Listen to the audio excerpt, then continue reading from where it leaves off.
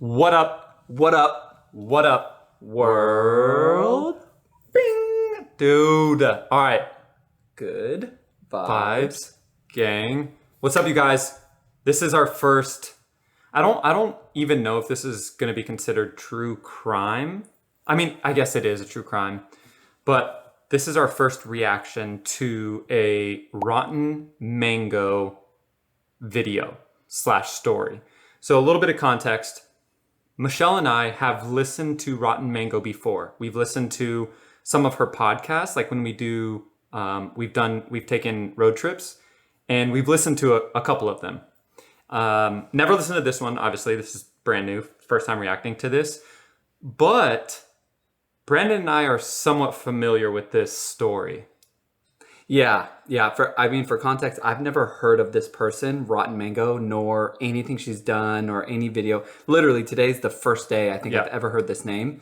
But when Ron said it's about a tragedy that happened in Seoul about kids, and The ferry. I immediately said Spring Day, Yeah. because of the song by our boys.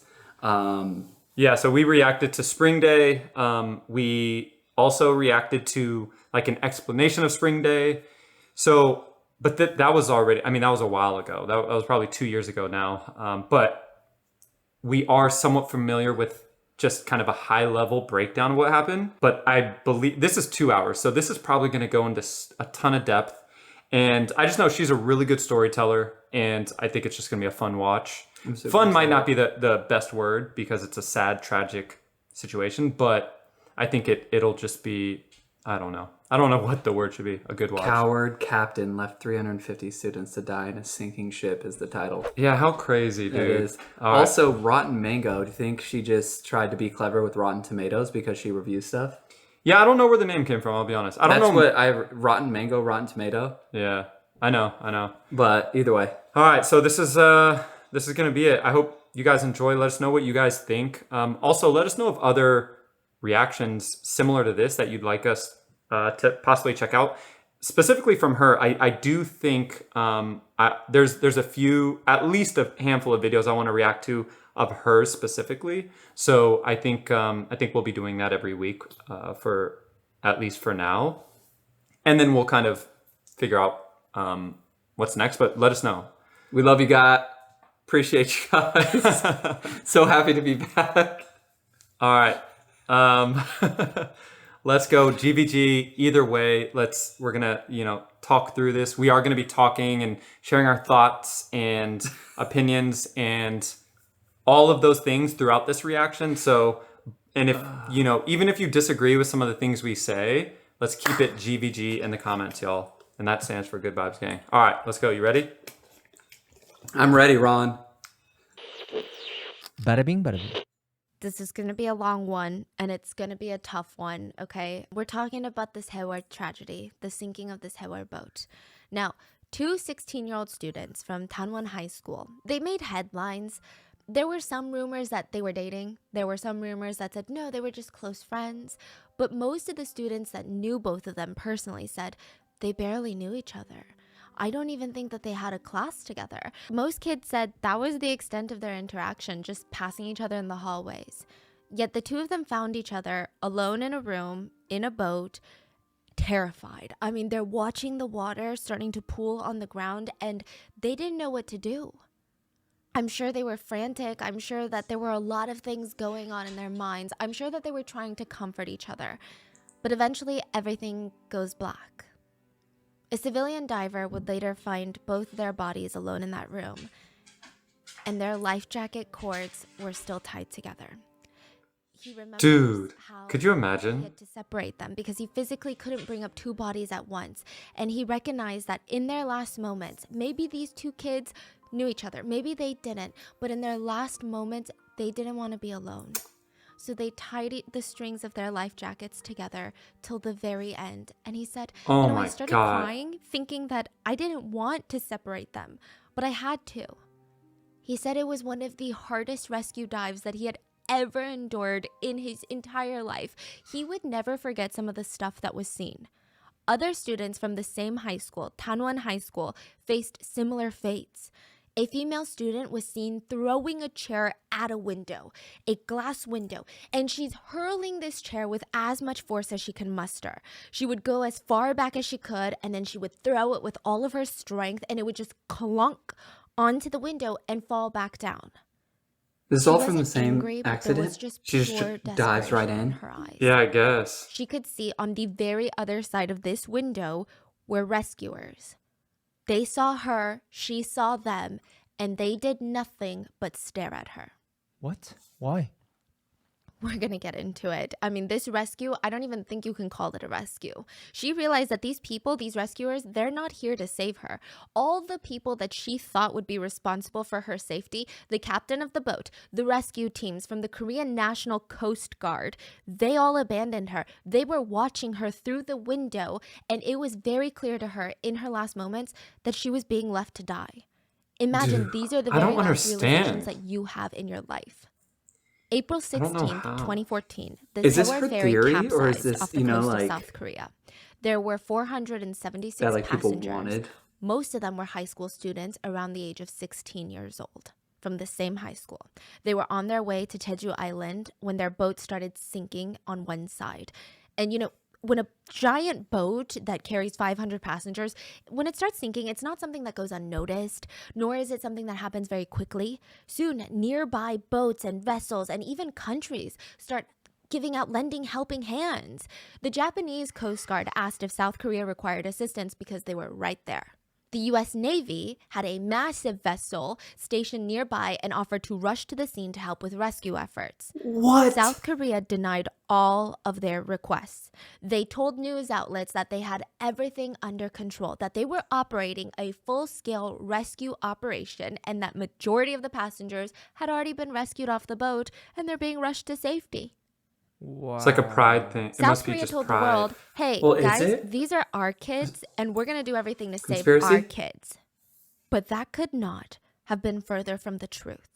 The Sewol Ferry tragedy in South Korea would lead to the deaths of over 250 high school students, over 300 250 lives is in total. crazy. It would lead to the president being impeached, the prime minister resigning, I didn't the know Korean that. Coast Guard being disbanded, multiple high-profile arrests, a billionaire's suspicious suicide, a helicopter crash, hunger strikes, and a vice principal of a high school found hanging from a tree in the woods, dead.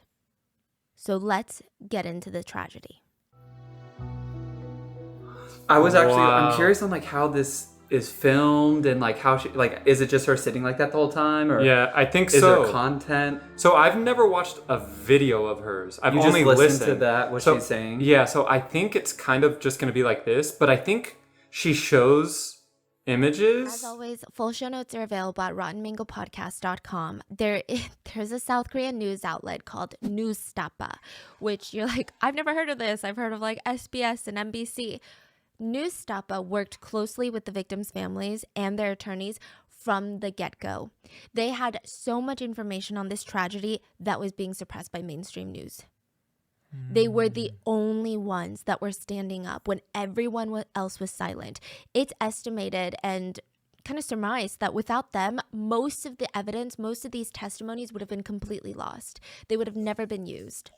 So that was my primary source because they worked directly with the families to get the truth out there. And, you know, this isn't just a tragedy. It's a full-scale cover-up with the That's what I'm president, the saying, most powerful conspiracy person cover-up. in that country working with the media. So please go show support to Newstapa if you can. And with that being said, let's get into it. The parents of Tanwon High School are getting bombarded with calls. Phone calls, text messages, voice memos, pictures are being sent to them. And it was like a parent's worst nightmare. Think about your 16-year-old kid aboard a boat on a school field trip, and they're sending you cryptic text messages like, "Mom, I'm sending you this because I'm scared I might not be able to say it later. But I love you." And you're like, what's going on? You're like on a field trip. Another kid sent, Fruit "Hope fly, we can meet sorry. again alive." Another student said, "If I've wronged any of you guys, please forgive me." The parents start freaking out, but they're told by their kids that, Dude. "Hey, Mom, Dad, the boat is sinking, but rescue efforts are on their way. I think everyone's got it under control. They told us to stay in our cabins and put on our life jackets." Many parents told their kids, "Okay, well, stick with your friends. Don't be alone. Don't wander out alone. And good. That's good. They have everything under control. Just keep calm and do what they say. Life jacket, 16, I'd jump in the water with it. Listen to And them. go under. Everything will be okay. These words will haunt the parents forever. A lot of But them if you're a couldn't kid- even face living with the guilt because so many children would die from listening to what they said, Yeah. from listening to what the captain told them to do. If they tell them, The like, ferry stay in sank your room. April 16th everyone, of 2014. you But the know? story starts the day before on April 15th of 2014.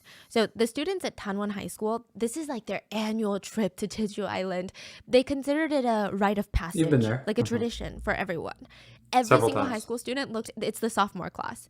They're so excited for this because, for one, their parents aren't going to be there. It's just their class and a couple of teachers. And I mean, just imagine the adrenaline and all this planning that goes into something like this. Any inconvenience that day that would have otherwise bothered the crap out of them, it didn't bother them anymore. I mean, they were waiting in line for hours at the port of Incheon, which is also where the international airport is. So Jeju Island is like the Hawaii of South Korea, and Incheon is actually on the northern side of South Korea. And they would get on a boat, go all the way down the left coast of South Korea, and then get Gwangju, into that's where the we got ocean, married. the Yellow Sea a little bit, and then they'll hit a tiny little island called Jeju Island.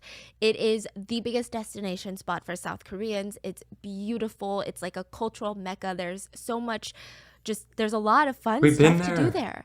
So these kids are like, yes, To that Jeju exact temple. Island. Even when their ferry is delayed for 2.5 hours because of foggy conditions, they're like, that's fine. Are you kidding? Nothing is going to ruin this trip. This is the best trip of my life. It's a 300-mile trip by ferry. It takes 14 hours.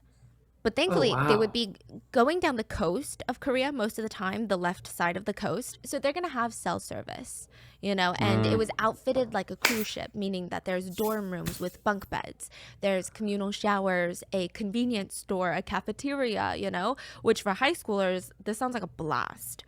Because they Super had cell sick, service, dude. a lot of them were able to reach out to Well, their on the families. ferry? And It would be, yeah, those like, very imagine phones would later being a document some kid. of their last moments on board.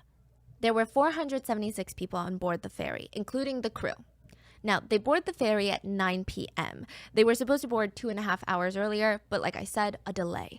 It's not that bad. I mean, the ferry is filled with 325 high school students, 14 teachers, 29 crew members, and about 100 or so other passengers. So these passengers are going to Jeju either on their own for vacation, or there were a lot of truck drivers. So they go and they get cargo off from this same boat and they drive it around Jeju. Then they get their truck back onto the boat and come back to Seoul, and it's like a back and forth, right? So, Sounds like a huge boat. oh yeah, it's a massive boat. And I Here, think- can you pass me my iPad? I'm gonna show you pictures. So you're saying there's She's- not only people, but the also guy like speaking? vehicles on there. I think is her boyfriend or fiance or husband. So Are they in many America? vehicles, and I don't it's know, actually a but cargo she's- ship. I believe This is a she's cargo Korean? ship that loads on I don't know if she's full passengers Korean, on but the I think side. so. The But it's Sewol cool. Ferry, if you want to get Hold on. technical, is 75% profits from Mm. cargo movement and 25% profits from carrying of passengers. Most of the pictures you're gonna find Yeah. now are of it sinking, but here is it before it sank. But I like the dynamic, right? Like the Dude, it's like storytelling. a carnival cruise. So No, these the are dynamic these of like two her drivers telling were the yeah. story, like Yeah. she's talking to ferry him. with a bunch of high schoolers. But I like these to. same truck I drivers I would like to see help try and visuals, save so these I'm glad students. she like showed that, and I It's hope not she like does the more high of school that. bought think out she the entire does. ferry, nor was it a ferry that belonged to the school. There's a lot of people on here. So all 476 people, including the crew, they board the ferry and they start their journey. Now, the night of the 15th was pretty calm. Okay, so this is a picture that the kids posted or taken by one of the victims, just of them boarding during the foggy night. And it just looks like they're so excited. And nothing climactic happens, which is good. Dinner is served. There's fireworks that are launched from the deck, and there's Daph pictures is of that that too. age. She At graduated high night, the school in passengers, 2014. they all go to sleep in their cabins. Now, the high school was pretty good about booking rooms on one level for all of the boy students, and then for the girl students upstairs, right? So they had different levels. They all go to sleep around 11-ish, and the next morning, at around 11 a.m., they should be arriving in Jeju Island. So it's like you go to sleep, you wake up, you have breakfast, and 11 a.m. you're at Jeju. They're so excited for this. Now, 7:30 a.m. is when everything starts to slowly unravel. Helmsman Cho and third mate Park. So these are two of the people that are going to be steering the boat now. They take over for the shift so the overnight crew can go into their cabins and take a nap or go to sleep. The helmsman is the person who's going to be steering and driving the ship, if you will. So Helmsman Cho, he's at the bridge, which is basically like the cockpit of the boat. And he's, doing all these commands. And the captain was off duty in his room. Okay, so the bridge is the driving room. Yes. Okay. 30 minutes later, around 8 a.m., breakfast is served in the cafeteria for all the passengers, the crew, and anybody else.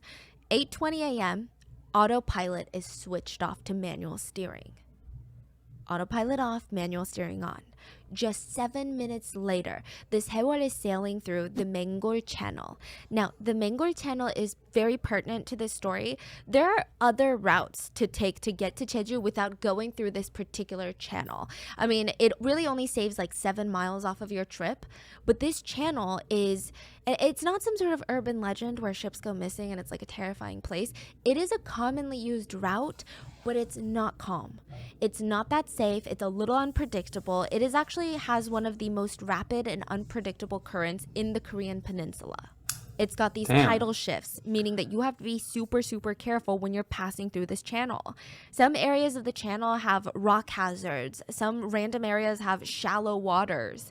But Sewol was traveling through a part where it was pretty calm. Conditions were relatively calm. Even It makes CCTV sense, footage though. They were shows 2 hours kids late. and truck drivers socializing on deck, finishing up their breakfast. Most of the kids were still asleep in their cabins, if I'm being honest, because, it's very early. As of 8:40 a.m., everything is going well. Students are busy. Passengers are busy avoiding the students. Crew members are busy working. Within 9 minutes, everything would change. 8:49 a.m.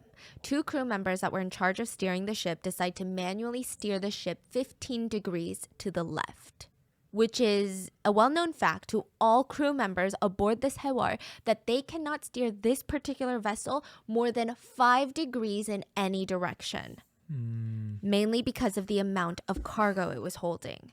So why did this Sewol Ferry even start to sink? This Sewol was known, like I said, to be a cargo ship. 25% of their profits were just from passengers. So being incredibly irresponsible and greedy, they would almost every single time load way more cargo than was legally allowed. It caused massive dangerous conditions on the boat.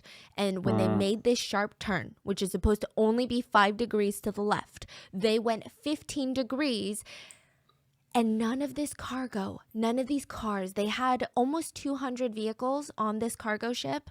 All of them slammed to the left because none of them are being tied down. Side note, when you read official reports, it'll read that the boat was listing 30 degrees to port. Now, what that means, and this is from online research, I'm not like a boat girl. I'm actually terrified of cruises, but listing, when a boat is listing, it means that it's leaning to the left. Not going to the left, but leaning to the left. When it says listing to port, it means to the left. When it says listing to starboat, it means listing to the right. You say listing how much degree? 30 degrees. 30 Damn. degrees. Yes. That's a lot. 30 degrees. Yeah. And not to Dude. confuse it with trimming, okay? Just a little quick, I guess, boat lesson. But trimming is when the ship tips forward or backward. And then rolling is when a ship is moving from side to side trying to find balance. So these are terms that you'll see a lot in the official reports. At one point, it was rolling to try and find balance, but ultimately, it was listing to the left, 30 degrees. None of this is great, but 30 degrees list doesn't mean capsizing. It doesn't Right. automatically mean It's just it. like, And it gets technical, but I'm going to try and describe it as best as possible. If the cargo had been tied down, it probably might have balanced the boat back out. The boat might have rolled and then eventually become stable again. Now, even if it didn't become stable again, there is something called ballast water. Okay, this is going to get very technical. All boats want to have a low center of gravity. The parts closest to the water needs to be the center of gravity. So did you know most boats are filled with water? It sounds counterintuitive, but it's something called ballast water, which is That just makes to bring sense. the center of gravity, right? Yeah. They had like no ballast water. The center of gravity was at the top of the boat. Why? Top Oh, so they heavy. can load more cars. Yes. So there's no Oh way my that this boat God. is gonna fix itself, balance itself out. No way. Let me show you some footage. You know, I can't envision it as, you know, sometimes you throw a boat on the water, it will float. And then I'm just imagining the like filling that boat to the brim of sinking and floating. Yes. So it's like anything moves, it will start sink. Precisely. That's literally what this boat is doing. This is from Black Box when the boat leaned initially.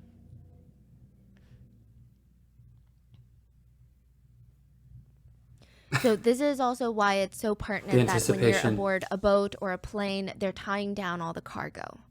That's Show why it. they're so particular about it. If you've ever brought your car on a boat, they tie it Show down. me what So you all were of this looking cargo, at. all of these vehicles slam to the left, and this boat is not going to balance out. This boat is 100% going to capsize, meaning it's going to sink. Now, the water is very cold in April. It was about 54 degrees Fahrenheit. It only takes 10 minutes for you to start feeling the effects of hypothermia. You're not going to die in 10 minutes, but most of the time. But you start feeling loss of dexterity. Your fingers go numb. You're starting to, your teeth are clattering.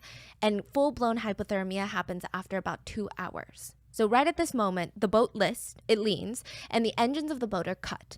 The off-duty Captain Lee Chun-seok, he starts running. He's like, I gotta figure out what's going on. Some crew members also run to the bridge of the boat, and they're like, what's going on? Now, they're trying to assess the situation. And when a boat this size starts to list or even starts sinking, it's not like an earthquake. Not every single passenger is going to jerk up and go, we need to evacuate this boat. It feels dangerous, but it almost feels like turbulence on a plane. You feel like, okay, I need to wait it out and it's going to be fine.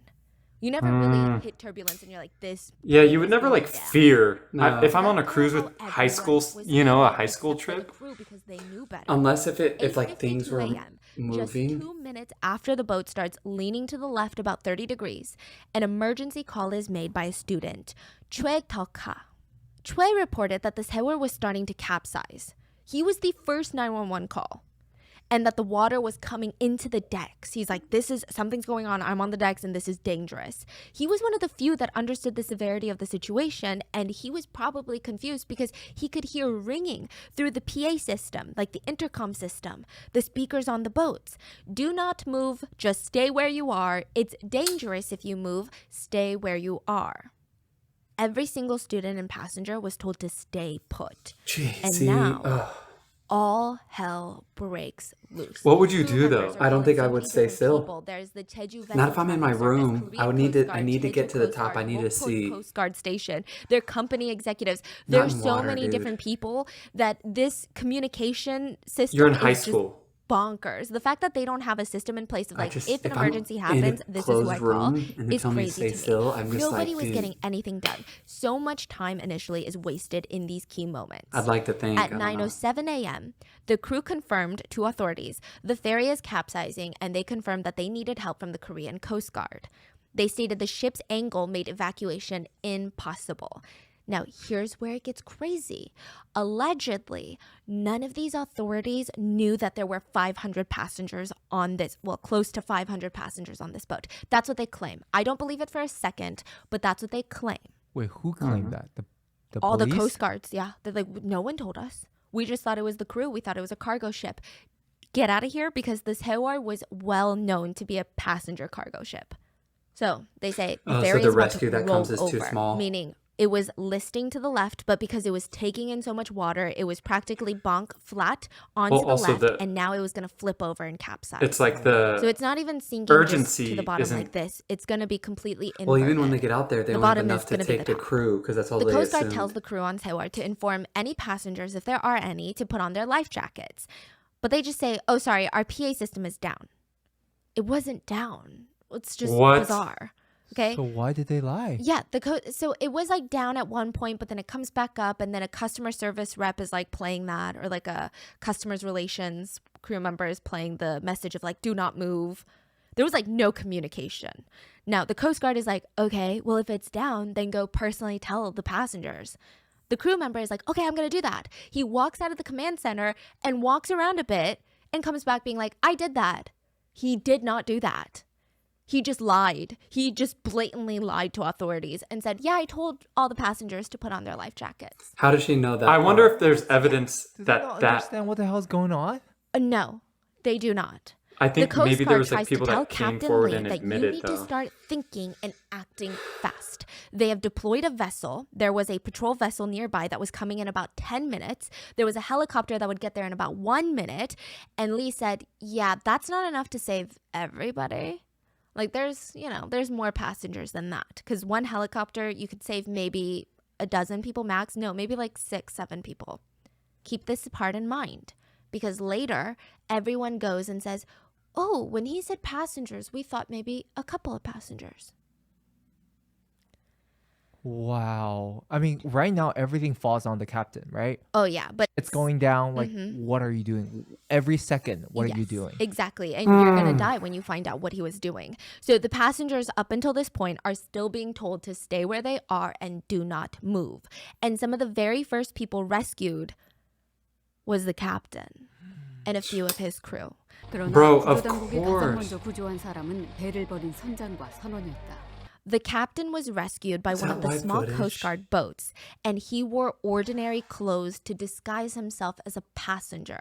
This is straight up Titanic shit. Once he was rescued, he made no attempts, and he actually was rescued, I don't want to say before the chaos, because right now is chaos, but he was rescued at a point where it wasn't just utter all hell breaks loose and there are people drowning and dying right now. He's like, okay, well, I think chaos is about to hit, so I'm going to leave.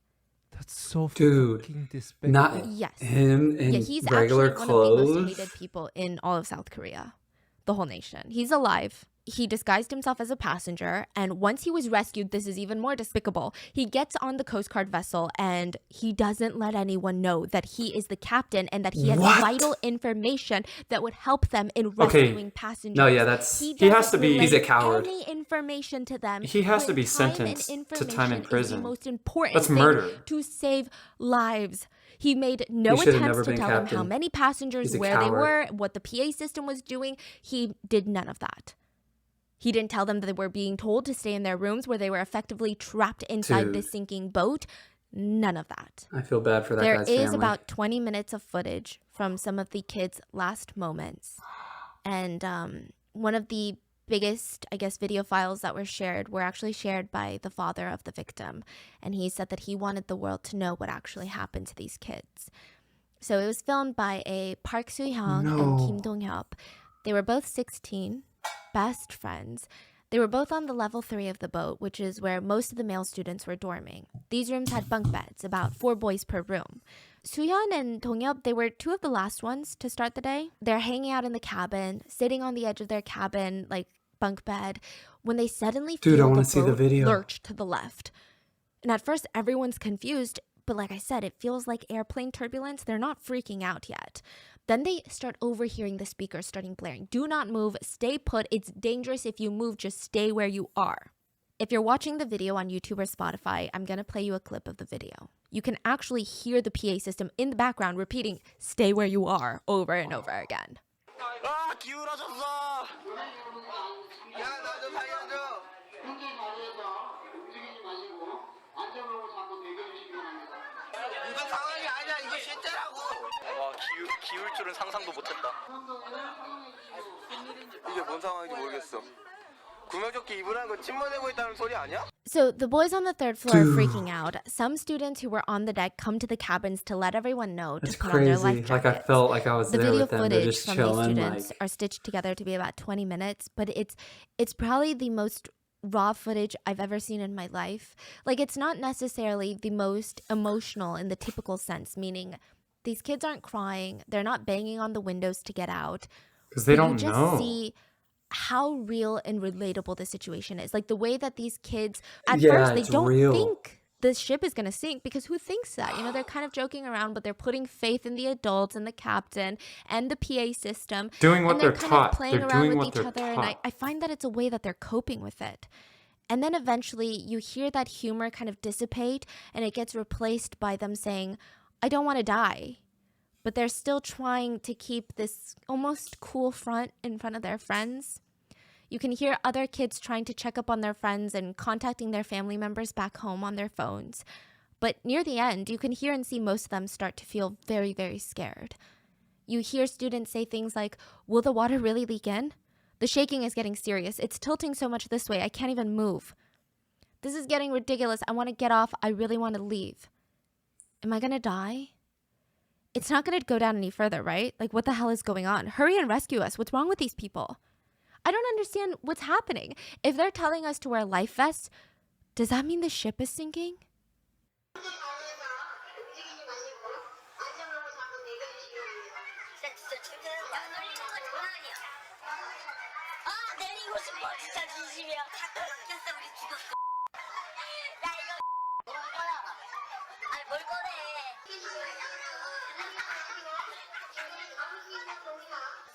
Don't move. It smells like boiled eggs. 엄마한테 전화해볼까? 나도 집안 고장났어. 피한 게 없어요. 누나 일단 엄마 아빠 사랑해요. 내 동생 어떨 거야? 내 동생만은 절대로 가스전에 가. 아빠처럼 되기 싫으면 알지? 제발 살려줘. 엄마 사랑해요. 아빠 사랑해요. 둘 다 사랑해요. 내 동생 어디 있어? Near the end, one of the students even screams, "Let me live. Who's going to take care of my mom and sister? Let me live." And now, all throughout this, you hear the PA system in the back. Dude. "Dear passengers, Holy a guidance shit. announcement. Those of you who are inside the ship, please do not move. Try to find a pole you can hold on to." The kids also note that they start smelling something very bad. They wonder out loud if it's gas because it Sulfur. smells like boiled eggs, which is typically a gas leak scent. Who's talking in the system? Just, it's like an automated message. Oh, Yeah. nobody's even like No. talking. Oh, yeah, no. Most of the crew are like, "Bye." Here's a button. They press a button Yeah. and then they dipped. Uh-huh. No way. And it's very heartbreaking because you just hear that playing while these kids are repeating, "We don't want to die." So more phone calls were placed between passengers and police. The students are even telling the police, "Please, the ship is sinking. I don't want to die. We've been told to stay put. We're not supposed to move." Another student can be heard saying, "Really, once the water starts coming in, we really got to get out." And another student says, No. Like, it says we shouldn't move." There are a few things to gather from these students' last moments. They're trying to stay strong. They're trying to keep each other company. And if you listen and you speak Korean and you listen to the whole clip, a lot of these kids are thinking about their families, or a lot of them are asking, Damn. "Wait, has anybody checked on the girls on the other floor? Or has anyone checked on the teachers?" Like, trying to see if their friends and even their teachers are okay. Some of them were joking around that this was the Titanic and sang the theme song, which I saw a lot of like old people be like, "What's wrong with kids?" But that's how they cope. They followed the rules. They followed the advice of the adults who they believed were doing the right thing, so they stayed Dude, put. see, They trusted the captain. Even teachers were going around dorm to dorm to make sure that these kids didn't go because they thought, again, it was in the best interest and the safety and Dude, if welfare I of the was a children for parent, them to stay put. One student I'd- texted his I'd go on a mom, murder "Please, spree if I on don't anyone that survive, survived." Mom and Dad, I love you." well, Another one some people texted his survived. parents, "Mom, I Dad, believe. younger sister, I love you guys so Kids? much. And please don't be- ever let my little sister go on a school I don't trip remember. ever." These are some of the kids' last words. So, key points. They're told to stay in their cabin. They're told not to evacuate or come to the deck. They also noticed that some of the zippers on many of the life vests were broken. Not Yeah. only that, but one of the boys said, "I just discovered something really horrible. This life vest says it was made in 1994. Here, look, it's written in the back. Made in 1994. Oh They my didn't even have gosh. enough life vests to go around. So a lot of the kids were sacrificing life vests to each other and to their friends. They were asking if the teachers and the girls all had life vests. The videos were captured on Kim Dong-yeop's phone, and he would not make it out alive. So while this is the situation inside the boat, mainstream media at the same time, like imagine this is happening at the same time. Please, just the irony of all of this. Mainstream media starts reporting that all passengers have been rescued. It sounds stranger than fiction. I don't even know how to explain to you what they thought that they were going to get out of this, what the politicians thought was going to happen when this all came out to be lies and false. But it's insane. If this happened in a movie, it'd be unbelievable. There were reports that all passengers were rescued. Tanwon High School parents let out a sigh of relief. Oh my That cryptic Imagine text, my child is being a fine, they're probably parent. not responding to my texts or my calls because they're probably on like a Coast Guard vessel right now and they're busy, but that's fine. They start noticing something That's fishy, fine. though. They're They're alive. trying to get in contact with their children, no responses. They contact other parents, and they're like, no, we also haven't gotten any responses. And when they watch the news very carefully, the numbers aren't adding up. And it's not like some sort of conspiracy, but the government would report that they rescued all the passengers. Then a little bit later, they'd be like, okay, well, we have rescued majority of the passengers. Then it'd be like, oh, and these are not the exact figures, but it would be something like, we rescued 200 passengers. And then later they'd be like, we rescued 150 passengers. So which one is it? Who are you rescuing? How do you unrescue people? You're a powerful nation and you can't even do basic arithmetic? Like, what's going on? So frustrated, the parents, they start traveling to Chindo Island. Now, Chindo Island is the closest island to where the crash happened. Not Jeju Island. Chindo Island is very close to the southern tip of South Korea. Jeju Island, you'd have to go further out into the Yellow Sea. The parents all decide to use the Chindo gym to be their coordination place. And I truly don't even know how to explain what I'm going to say next. But first of all, the people organizing this gym to make sure everyone is in the right place were the parents of the children on the boat. They arrived, there's no organization, it's chaos, so they take it upon themselves to make sure everything is organized. Not the Coast Guards, not the local officials, the police, the parents take charge. The rescue teams had these giant whiteboards on the front with a list of names of passengers who have been rescued. And of course, Holy parents are shit, flocking dude. and praying and wishing that it's their child on the list. But these families are getting frustrated. I still keep parent grabs thinking a how mic and says, South Korea "Here, turned down I help can from other clearly nations." see my younger sister's name on the It's list like, of what? survivors. It says she was rescued, but my sister isn't here. So where is my sister? Who on earth Oh, made so they're this lying list?" with names too. 명단에 분명히 제 동생이 있어요. 여기 명단에 분명히 제 동생이 있는데 동생이 여기 없어요. 지금 명단을 누가 작성하셨냐고요? So these are authorities being like, here's all the people we Dude, rescued. what And the parents the are like, we don't fuck? believe you because where are our children then? 상황이라도 좀 알았으면 좋겠는데 상황을 지금 모르니까 지금 불안해서 어떻게 할 수가 없네. Another parent screamed, please, just get us a boat so we can save our kids. Get us a boat. We don't care how much it costs. I will pay for it. 거기 가서 우리 애들 부모에게 배를 하나 구해주세요. 배를 하나 구해주세요. 전부 다 돈을 얼마나 내드릴지. Dude, she's about to. 배도 안 보인대요. 경찰들만 돌고 있고 아무 그거 없대요 지금. 잡수가 없고 지금 그런 상황이거든요. 지금 뭐 얘기로는 지금 뭐 CC도 많이 꺼냈다고 하는데 지금 가요.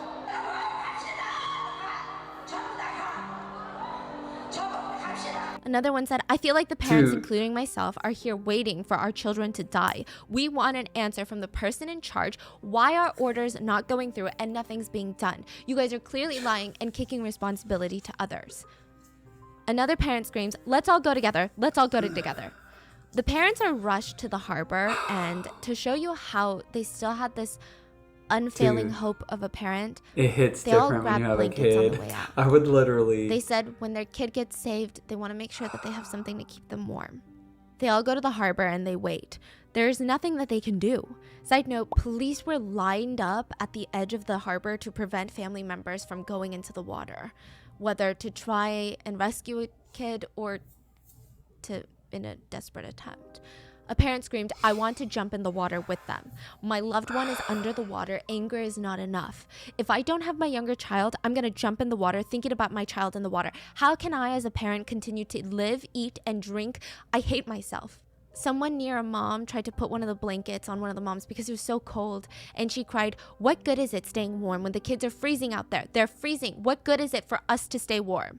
Not a single government official was at that harbor. Nobody responded to the family's frustrations or questions. 헬기 탔다길래 난 구조되는 줄 알았어 언니. 우리만 따뜻하면 뭐하냐고요. 애들이 추운데 우리만 따뜻하면 뭐하냐고. Wait, this is nighttime? Yeah, It's been a day? it's been a day. We're gonna go back into the rescue. Just you wait. Oh my god. Yeah, so again, I mean, the families resorted to asking reporters on what's going on, but none of the reporters, most of the reporters at the harbor at this point were mainstream media reporters. The only ones there that actually cared about helping the parents was Newstapa, which is why I think a lot of parents continue to work with Newstapa. These are some of the most devastating clips I've seen. I mean, just the desperation in these parents, like their grief, their worry, their anger, and so many of them it's a lot. 진짜 가보자. 기자들도 당신들도 타고 현장을 한번 가보자. 제대로 된 정보를 여러분한테 좀 알려주라는 얘기예요, 내 얘기는. So let's talk about the rescue, because you mentioned, like, how is this nighttime? So the rescue that government officials and media said was a success was not a success at all. The Coast Guard helicopter was dispatched to the sinking ferry at 9:10 a.m. They arrive at around 9:30 a.m. 2 rescuers come down and rescue 6 passengers via helicopter. And these passengers were, like, on the deck. So they're, like, waving. They're visible. They're outside. Now, at 9:32, the helicopter starts communicating with the Blue House. And the Blue House is like the White House. And they keep asking, is the situation serious? The helicopter says, the ferry is tilted and currently being flooded. It hasn't sunken yet. Can you please send over a video?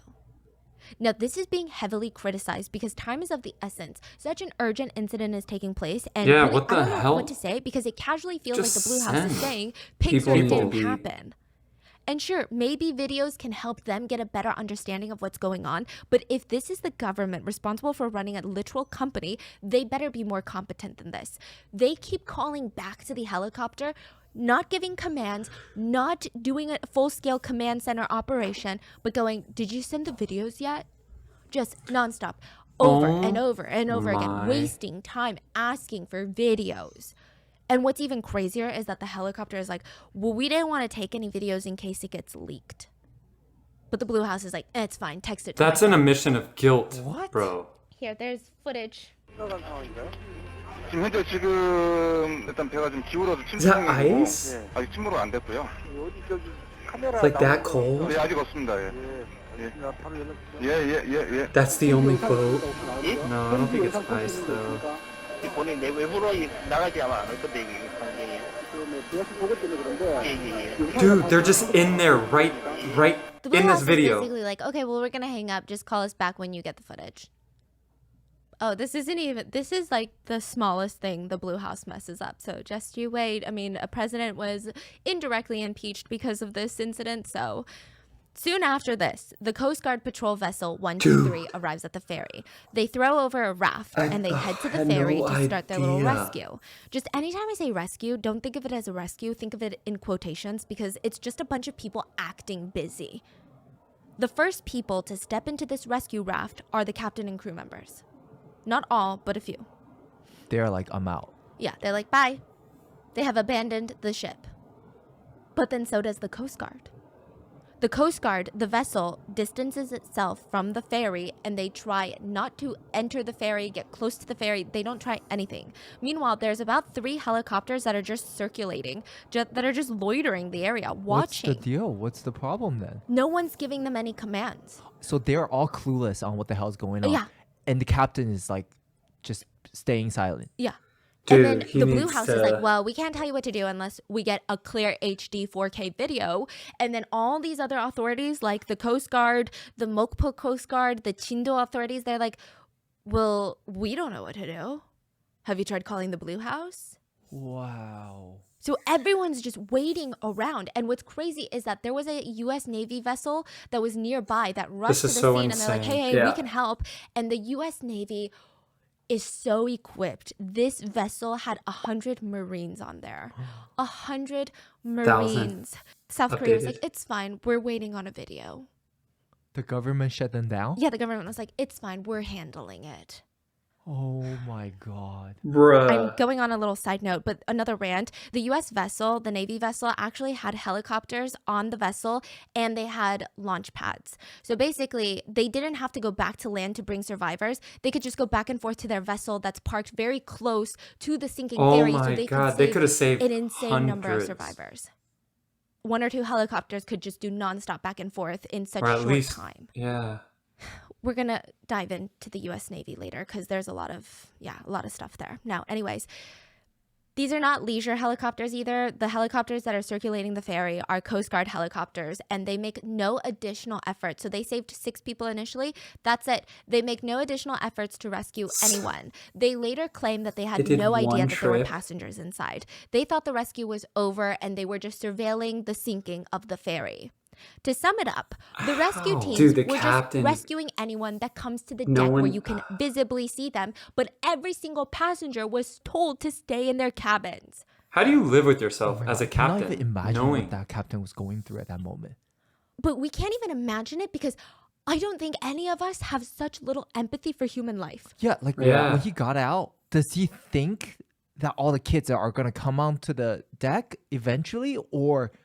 Does he think the Coast Guard's gonna break in? Yeah, is he knowingly making a decision? It's like, whatever, I just gotta save myself. Let them die. Okay, my speculation is probably the last one because I imagine if rescue efforts were made, he would be the last one rescued because that's kind of how it is in maritime communities. But maybe he thought there is a bigger chance he might die.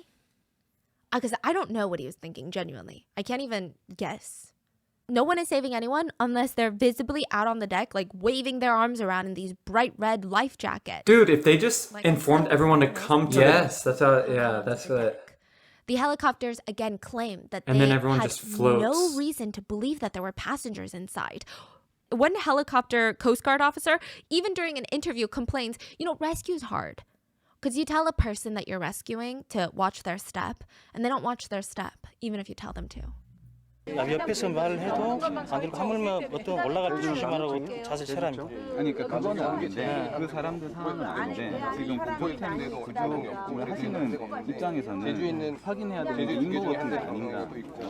제가 물어본 것 같아요. 근데 A new step is like that's not the point here. That's not what we're talking about. We're talking about the fact that you circled around the sinking ferry and made no attempts to save anyone. They're like, we didn't know there was anyone to save. It's like, why would you even bring that up? It's so bizarre. Nobody asked. Now, the annoying part is the helicopters that are circulating were talking separately with the Blue House. The giant vessel from the Coast Guard was speaking separately with the Blue House as well as the Coast Guard. There was no coordination. It seemed like everything was all hell breaks loose. Nobody knows what they're doing. Blue House is still asking for videos, and the only people that do something to save human lives. Do you see all these little boats? Those are civilian boats and fishermen. They are the ones that took action. They are risking their lives, pulling up straight next to this capsizing, ginormous ferry. And it's very dangerous to get that close to a boat that's capsizing, especially with boats like this. And they're pulling people out of the water. One of the fishermen, Hyun, in the blue boat, he said he saw the boat listing to one side from afar, and he realized that it wasn't balancing itself back out. So he rushes over, he starts rescuing passengers that were jumping into the cold water, and he said it was hell. It was agonizing. There were a lot of people, not enough boats. The people in the water are yelling for help. The ferry was sinking fast. He said he had no idea of how many people he saved, but he was told he saved about 25 people. He said, but I don't know for sure. The people that were trapped inside the ferry couldn't come out. They were just trapped inside the ferry. If everyone was saved, maybe I would feel proud of myself. But there's grieving parents out there, so how can I feel proud? 25 is more than the entire Coast Guard. Even though he's one of the civilians saving passengers, while the Coast Guard is doing nothing, he lives with guilt for not saving everyone. What's frustrating is when the ferry starts to list, if the captain had ordered everyone to put on a life jacket and get to the dock where they're visible, the likelihood of every single person surviving was incredibly high. The amount of vessels nearby, not just civilian boats and fishermen, but the Coast Guard ships, the U.S. Navy vessels, I mean, the resources of that U.S. Navy vessels, like I said, multiple helicopters, landing decks of the helicopters, over 1,000 Marines ready to assist in air, sea rescue. 1,000? 1,000. Sorry, did I say 100? You say 100. 1,000. 1,000 Marines. That's how big the U.S. Navy vessel was. Wow. 1,000 Marines. And I know I'm American, so it might not mean anything because it's just patriotism. But if I'm in the water somewhere, I want these Marines to save me. And America and Korea are on really good terms, so I don't know why they declined for help. But a lot of people think What's the big, President Park was known to have a big ego. and was very, very self-conscious about international relations, but not in the way that you want your president to be. Not in the way of like, oh, of course you want Clearly. good international relations, but wanted to look good is all she cared about. So the U.S. Navy vessel just loitered around waiting to be used at any given moment. They're like waiting to be called in because, you know, it'd be a shit show if they just went in there. But the call never came. The rescue could have been so successful, and these Marines are specifically trained in air-sea rescue. No way. The Korean Yeah. Coast Guard, Dude. they were more like patrol people. They patrol to make sure that God. there's no illegal fishermen from other countries fishing in their seas. Most of the Korean Coast Guard was on a job to look for illegal Chinese fishermen, literally. That was their job. So the U.S. Navy, why were they not used? I still don't understand. So one thing that you notice that's a problem is that all of these officials who get paid by the state, by government tax dollars that the civilians pay, they don't want to be the ones to make the call. They don't want to be the ones held accountable. So everyone keeps pushing responsibility onto each other. And that's what resulted in so many of these different vessels and helicopters just waiting around while people are dying. But there are heroes in this story. So do you remember the first emergency call made was by a student, Choi? Mm-hmm. He stayed on the phone with emergency services, trying to give them the exact location of the sinking ferry. So then they should know there's kids in there. Yeah, exactly. What He the tried to give the exact location because, again, I don't know why this was such a problem. I don't know how they didn't know where the exact location was. But remember the 2.5 hour delay? I guess they were thinking the boat was closer to Jeju because they didn't factor in the delay. But they were closer to Jindo Island, so it was a mess. And Choi, he was sad that he wasn't able to call his parents. The information that he was able to provide to authorities was very crucial. Choi's body was found, and his parents were really confused because, you know, a lot of these other kids, they all had cell service and they called their parents, but they never got a call from their son. They were later told that he was the one on the phone with emergency services. And they said, you know, it made sense.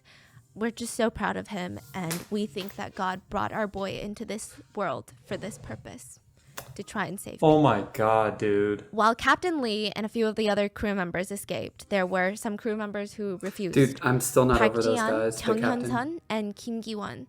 They stayed aboard the ferry to help the students. All three went down with the sinking boat. Park Ji-young was the youngest part-time worker of the crew. She was just 22 years old. I mean, she's barely older than these high school students. 2 years prior to this, her father passed away and her mom didn't have enough money. So she dropped out of school and started working. She was one of the first to have an easy escape. She was like near the dock. She could hear the kids though, and the PA system was still telling them to stay put. So she runs to the ship, took off her life jacket, gave it to a younger kid nearby who didn't have one. And like I said, she's basically a kid herself. She starts stumbling, running as fast as she can through the halls and yells for the students to evacuate. She's handing out life jackets. She tells them to jump ship. She guides some 50 students to the civilian fishing boats who lift them out of the water and into the boat. One survivor remembers grabbing Park's arm and saying, okay, just come jump in the water with us. Like, you don't have a life jacket, but I'm going to hold your arm. And she said, after saving you guys, after saving the rest of them, I'll get out. Crew goes out last. And then she just disappeared again to save more kids. She kept going, and the last time someone saw her alive was going deeper into the water where it was already chest level to see if there were more students. Her body was later found floating face down. Still no life jacket. Even in her last moments, she never wore one because there wasn't enough life jackets for both passenger and crew. Two other crewmates, Chung Hyun-sun and Kim Gi-won, they refused to escape with cowards. They wanted to save the kids. Chung and Kim also could have been very easily rescued, but they decided to go back down and help the children. They were both 28, and they were actually getting married later that year to each other. Their bodies were later found as well, and they had spent their last moments saving children. These three part-time crew members would formally be recognized by the government as national martyrs, because it was just such a stark contrast to the captain and the crew. I mean, most of the crew who were among the first to abandon the ship. Young Dae-hong was another crew member that went down with the ship. He's 45 years old, and he called his wife, and he told her, "This is where you need to find the savings for our teenage son's college tuition, okay?" And when she tried to plead with him, he told her, "I love you, but I can't talk. I have to go save the kids." His body was found a month later, and his face was unrecognizable, and there was a walkie-talkie found near him. Soo-young was a young teacher, and it was her second year teaching at Tanwon High. She was very young, and it was her first year on the school field trip. When the boat started sinking, she texted her mom, "Mom, the ship is sinking." Her mom called her and was like, "Hurry, put on a life vest." And she responded calmly, "Mom, the students are all wearing life vests," indicating there weren't any more for her. She texted her boyfriend after this and said, "I'm sorry. There's no more life vests. Thank you, and I love you." And he calls her and she says, "I can't, I'm sorry. My battery is low and some of the students still need to call their parents." Her last words were, "I love you, thank you," to her boyfriend. Another teacher was Ko Chang-suk, and Mr. Ko was a PE teacher. Oh my god, this picture. This is the PE teacher. He was a PE teacher for the last decade. And at his old job, before he got to Tanwon, there was actually a fire in the school. And he was given like an award by the school because he ran in head on into the fire to save students from the burning fire. He also went down. And I mean, there was no question what he was going to do. He was going to save the kids. He left behind a loving wife and 2 sons. His body actually wouldn't be recovered until 3 years after the incident. There was a memorial service held for him, and a student came and said, "Mr. Ko could have escaped early, but he stayed to take care of us until the very end." So these are all heroes, and it's not really a heartwarming story, though, where you feel good in the end. You're like, yes, the hero won, because nobody wins. There's like way too many villains in this one to even get close to the number of heroes. There's another story, though, on the boat where a 6-year-old girl, this reminds me of Itaewon, but a 6-year-old girl was there with her parents and her 7-year-old brother. So they were part of the passengers that were going on vacation to Jeju. She was passed one by one from adults to the water to one of the fishermen's boats. All the way. Her parents and her 7-year-old brother would all perish. Everyone worked to get this girl to safety. I couldn't she would be imagine the youngest survivor of Sewol. her living her life. Were the only hope for these children because of the government, the authorities. She'd They were only be doing nothing. 16 Like right I said, now. most of these boats saving these people are civilians, fishermen, commercial fishermen, just regular citizens, not government workers. But many civilian divers who saw the news said they were gearing up to volunteer as rescuers. These are like professional divers who have been doing this that want to volunteer to save these kids, right? They know the dangers. They're gearing up. They're coming from Seoul and all these places. But then the news starts flooding that everyone has been rescued. So they're like, oh, okay, I guess I don't have to go? Like, why would I go into the water if everyone's already rescued out of the water? And it wasn't until hours later there were these like rumors and these kind of like fishy things that these volunteer divers were even picking up on. Because, you know, these are people who know how to dive, and the way that the news was reporting these rescues just didn't sound right. So they're like, why don't I just head to Jindo Island and see what's going on? Maybe they need me, maybe they don't. I mean, at least I can try, right? So many precious hours were lost because these civilian divers didn't go at the time because, I mean, nobody's blaming the civilian divers here. They're risking their lives to save others. But the fact that they thought everyone had been rescued, it's just so frustrating how grossly mishandled. There's so many people at fault Many with of the this. civilian divers, they volunteered and they started arriving at around 4 p.m. that day. The boat started sinking at like 9 a.m. They got there around 4 p.m. and they were told to report to a command ship of the Coast Guard that was stationed near the ferry. So these volunteer divers, they don't come to play. They're suiting up, gearing up, mentally preparing themselves, but the Coast Guard is not letting them do their jobs. One of the civilian divers said it was bizarre. I was being walked around this Coast Guard vessel. Like, come here, let me introduce you to my colleague. Oh, and this is my captain here. Oh, and then this is my senior colleague. What did you say your name was? How long have you guys been diving? Yeah. Oh, that's cool. Oh, you know, my colleague is from that area. Do you want to come to the cafeteria? They prepared ramen. Dude. This is not an exaggeration. Oh my God. The rescue diver said they prepared ramen, and he was so disgusted. He just didn't understand. He saw some of the top you dogs kidding me? aboard this command ship. 2-star Navy officers, chief of the Coast Guard, chief of the West Coast Coast Guard, the chief of the Mokpo Coast Guard, fancy suits and shoes, tapping away on their laptops. Wait, I'm confused. Like they're not sending people down the water? No. That's what they're doing, just tapping on their laptops. The ramen was even brought into the conference room for these chiefs to eat. And the diver that was interviewed said he wished he could have recorded the video of these chiefs just digging into these noodles like pigs. They said they ate the ramen noodles, had a meeting for 5 minutes, and then the chiefs were like, well, we got other places to be, so bye.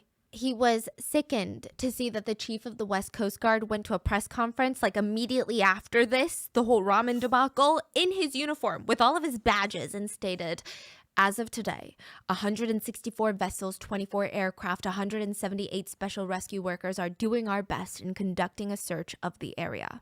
The civilian diver had no words. Just no words. But he's not alone. Many of the civilian divers came forward anonymously later to say that the Coast Guard would not let them do their job. And it wasn't even a job. They're volunteering. Just wouldn't let them do it. It was just nonstop like, oh, come meet my colleague. Oh, are you sure that's up to code? Your diving suit? Are you sure? What is it made out of? They're like, what is your deal? Let us go save some children right now. So the parents, now remember how the parents wanted to rent a boat to go out to sea for themselves and to save their children. Well, the very first day, a group of the parents do rent a boat and they go to report back to the others what's going on. And one dad screamed, "They told us civilians can enter the water, but the Coast Guard can't." What is this? What? They're basically saying, oh, you want to dive in and get your kid? Dive in and get your kid, but we can't. He's screaming, what is this? What is Dude, this? something- The there's civilian something diver, else one of the going on. civilian I feel rescue like- divers, had volunteered to go on the boat with them, and he was explaining, like, with these conditions, the Coast Guard should be going in. The conditions are calm. This is like optimal rescue conditions right now. Earlier that day, civilian fishermen were trying to break windows to save people, but the Coast Guard said, no, we can't do that. So they can't break windows, they can't go into the ferry before it sinks to save people, and now that part of the ferry is sunken, they can't try to rescue people by diving, they can't do anything. What are you doing? Why do you exist? Yeah, why do are you you have a even job? there? A reporter asked a parent who saw the ferry sinking and said, Literally. and what are the Coast Guard doing right now? And he says, as of right now, there's nothing they're doing. April 16th was the morning the boat started listing, okay? Now, at 10:52, reporters went out to the scene and still nothing was being done. 10:52 p.m., a whole day had passed. Like 14 hours later? Yeah, and nothing was being done. Let me show you how calm the waters were. You're saying 14 hours later the boat's still sinking? Yeah, it's still actively sinking. And this is like, you need to dive in. So what happens on these boats is time is Oh of my the God, essence. dude. Of course, the golden hour was the first hour and a half that the boat even started listing, way in the morning at like 9 a.m. when the captain was like, tell everyone to stay in their cabins. That was golden hour. Almost everyone could have been saved had they just gotten to the deck. They would have been saved, okay? Now, the next golden time was considered the next 72 hours because there's actually a phenomenon that's quite common where there's air pockets inside of boats. So these divers need to go in and get these people inside of these air pockets. So if you're in a room where no water has seeped in, which is sometimes possible, you're alive. You have about 72 hours. So these divers need to get down there and hope that there's a lot of air pockets. Dude, there's people Even that stay there's down one there for person, 72 That's hours and die. everything. Yes, yes. This is how still and calm the water was. Do you see how it's dark? Where are all the Coast Guard vessels? Where are the divers? This should be lit up like a command center. This should be lit up like the 4th of July. This is what it looked like. Just, it's the most peaceful water. There's no waves really. Dude. Nothing. No one's Dude, out this there. During pisses press me off so conferences, the much. Coast Guard made it seem like it is pure chaos out there with our rescue efforts. We've got how many ships, how many people? Oh, you guys, South Korea, just you wait. Coast Guard's got you. This is what it looked like. They said the water was as calm as a lake. There wasn't a single wave, but nothing was being done. You could still see the ferry. It hadn't fully capsized yet. There were no rescue efforts. I mean, imagine the anger of the parents seeing that and they can't do anything for their children. They were yelling at their boat to the Coast Guard, do something. They screamed, they're alive, they're alive, you have to rescue them. The Coast Guard never responded. All they did was circle the Sewol Ferry over and over. What's their excuses now? They said that they had to like survey the area. That's like the thing that they When was constantly this say filmed? in this whole tragedy is they needed to survey the conditions. They needed to make sure they could go in. A year ago. I don't get it. Who's in charge? I'm so confused Every about this. Coast Guard Year and a official half. is saying a different thing, but all of them have the same message of we're doing everything we can, but nobody's doing anything. Okay, so it sounds like there's someone from the top not letting them do something, right? So it's speculated. It's not that they were not letting them do something, but they had no idea how to do anything. The Korean Coast Guard was not trained for search. Then accept the help, dude. Accept all the people. Yeah. So they're like, we're probably going to die. So they were allegedly just telling the Blue House, whatever you're suggesting we do, we're not capable. We can't do it. Then where's the capable people? Where's the... But they didn't say we're not capable. They're like, conditions won't let us. The condition is too bad. The condition Okay. is too bad. So then I don't think South Korea would then go to the US and be like, hey, the condition is too bad. Y'all get in there. A lot of these politicians, it was like a balancing game. They want help, but their reputations depend on them not asking for help, whether it's from different departments in That is Korea, whether it's ridiculous. civilian rescue divers, whether it's the US Navy. They did not want to ask for help, but they themselves did not have the competency to do the search and rescue, but That's they couldn't insane. admit to that. So they're all just like shifting blame around. So for President Park, I imagine it's embarrassing that you don't have a team of qualified people to do search and rescue in your whole nation. Like, imagine the US Navy f***ed up this bad. You don't think America would be like, I guess we're not a cool, powerful nation. I guess we're it's just a lot of like reputation control, and none of these Coast Guard officials wanted to be the one to do it because there's like 5 different Coast Guards. That's another huge problem. It's not like, oh, just US Navy. Okay. Because then you have a top dog that's like, okay, well, if the president doesn't want to do anything, I gotta at least do something, right? But there's like the Mokpo Coast Guard, the Coast Guard of the West Coast, the regular Coast Guard. There's so many people involved that they're like, well, let's just see if they do something. Dude. Because we don't want to do, because what if we do it and we f it up? Then it's on us. So we just wait. Like, they want to do something, they can do it. So they're all bystanders. They're all bystanders. They care more about Whack. their reputation and their careers. Yeah, the parents are screaming, what are you doing? You need to do something, get in the water. And they even screamed, I'm not saying this is easy work, but you need to at least show that you're trying. There are survivors in that ship. What is wrong with you? It's so heartbreaking because a dad on the boat tries to jump into the water and everyone tries to stop him. And what's crazy about this is that the Coast Guard official documents report that they were doing underwater rescue efforts at that exact time that the parents are out there watching them. There was no such thing. So how do your report say that you were doing intensive underwater rescue? They stated that they did rescue all night long, but all they did was get on a little boat and circle the capsizing ferry. What's crazy At is one point, without the Coast Guard footage, drives up close to it and just like knocks on the ferry. no, it would be the government's word versus A like parent who saw that said, some "I like get parents. 8 inches Yeah. away from my child, and all I could do is helplessly watch him die." So the parents, the reporters on this boat that saw this, they saw the discrepancy of no actual rescue efforts being done. They recorded videos of it, sent it to all the major news network. So the reporters on there were a lot of trusted reporters by parents. Did you know at first the parents were allowed a boat out there by the Coast Guard and it was filled to the brim with mainstream media news reporters? There wasn't enough room for parents. The parents forcibly like kicked them out. But just Oh, the hell disgust yeah. that these media reporters were like, well, I know that we said 2 seconds ago that we already rescued everyone, but like, can I go take some more pictures out there? So their trusted reporters went out with them and they sent all of these videos to mainstream major news networks. Not a single one of them aired it. Not a single one of them Why? talked about the discrepancy because they were under President Park. President Park was known as a very, very fascinating woman who loved to bully reporters and mainstream news medias. That was her thing. Dude. So they're like, this makes her look bad, so we can't post it. Yeah, because then we're going to be on her list. That was Wow. the very first day and night of rescue efforts. That's all they did. Nothing. That's They wild. did nothing. The next day, April 17th, it doesn't get any better. There is still no control tower, no organized operation. Nobody has one person that they're really reporting to. Even the president, President Park, she was MIA for 7 hours, the first 7 hours of the incident. She was nowhere to be found. We're going to get to it later. So the president and the prime minister, they visit the area in Chindo Island where the parents are gathered.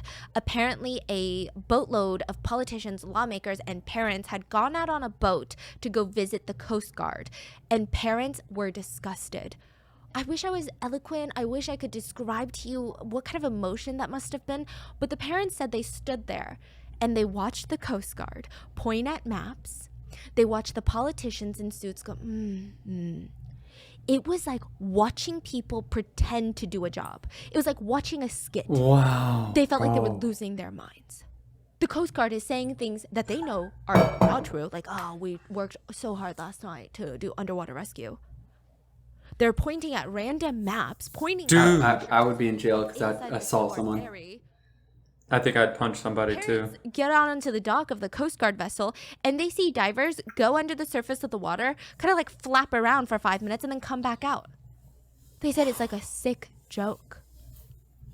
Like everyone's pretending. Like I imagine I would want to shake someone by their shoulders. Like, hello? Can you wake up? Like there's people dying. The parents decide that they can't trust anyone, so they start their own task forces and have coordinated group chats to relay information in a clean and orderly fashion. They were more informed than the Coast Guard. One parent actually confronts a government official who tells him, "We were doing rescues all night." The parent gets in his face and says, "Stop lying and manipulating the news and look me in the eye and tell me you were doing rescues all night." The government official seems shocked and tries to grab his phone and call someone like, we were. The government officials actually seem shocked that the parents have such up-to-date information. Yeah, I guess they didn't think that the parents would be that coordinated. Idiots. Like, parents would call them out for every single discrepancy, and they were shocked. And every single one of them has the same reaction. They're saying something so confidently. We rescued this many people. Oh, this is what we've been doing. The parent confronts them with their lies. They all grab their phone and call someone. One of the parents literally goes, "Why are you lying to me? We have our parents on a boat out there. I just talked to them. That is a blatant lie." The government official goes, and they were at the Coast Guard boat? Oh, and he grabs his phone. "Oh, yeah, 여보세요." Despicable. Yeah, despicable. I mean... Despicable.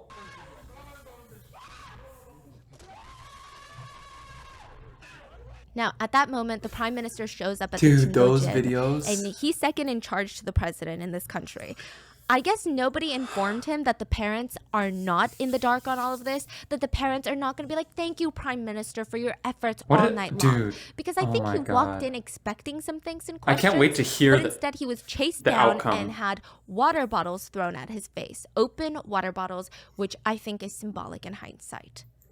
In the end, police protected him and escorted him out. President Park Geun-hye also visited with this whole entourage of security and politicians. Parents were a bit more receptive to her because at the end of the day, this is the most powerful person in the nation. If anyone is going to help them, it's going to be her. So even if they hate her, they can't show it. But they were let down once more. She stated, "I just went to the rescue team, and I want to assure you guys all the government mobilized all resources and personnel to retrieve the victims." Dude. The Coast Guard chief also goes up next to the president and claims that he has sent 500 divers to the rescue. The parents know that this is a blatant lie. There would be some sort of photos. There would have been screaming at the something. chief of the Coast Guard. And side note, there's video of this, and President Park doesn't even seem surprised that the parents are screaming at his lies, almost as if she knows very well herself that those are blatant lies. Because I imagine if I'm the president and my chief just lied to me, I'd be like, why are they booing that? But she looks like she was expecting it.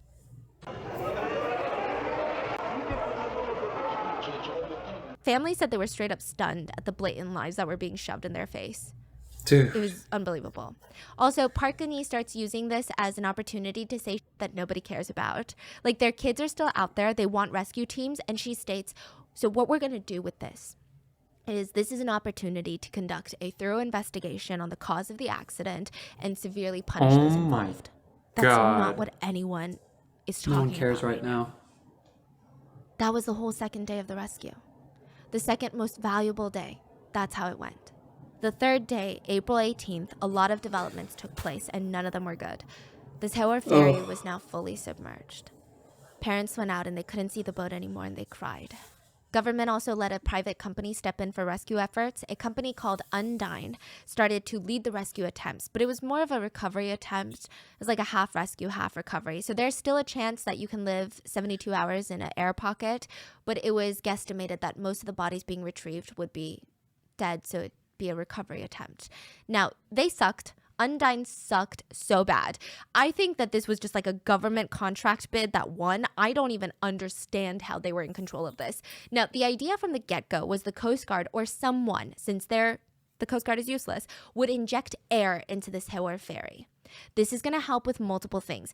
It would hopefully improve its buoyancy, and this is very important because if the boat is fully submerged in water, it's going to start sinking, and divers cannot be in there when it's sinking to the bottom. So they need it to somewhat still be near the surface of the water, makes it easier for rescue or recovery. That makes sense. Yeah. She's pretty smart with all of her stuff. Yeah, she has a lot of knowledge. She speaks well. She doesn't have any pauses. That's what Undyne No was or The ums. Coast Guard couldn't do it clearly, so Undyne is here. They should have done this like first thing when rescue started, but the Coast Guard didn't have the tools. So on the third day, they're like, we're bringing in a private sector. Okay, we're bringing in the private sector. Undyne's going to do this. And Undyne comes in with these massive air compressors. They're old. They're industrial use, not compatible with human life. Meaning if you injected this into a room, you'd probably kill the people in the room. The air is like auto gas air. And they're super old and outdated. I mean, I don't understand, dude. What? But Undyne Marine And this is shows up with these 2014, compressors, like with their full chest. They're like, yeah, these are the ones. Like, are you not even ashamed? Not only do they not have the proper equipment, but they also don't have the experience. Again, the U.S. Navy was nearby and offered their assistance once more. They said, we have new compressors, and we also have qualified professionals that utilize these compressors and have done rescue efforts such as this one. They were denied. South Korea said, thank you, though.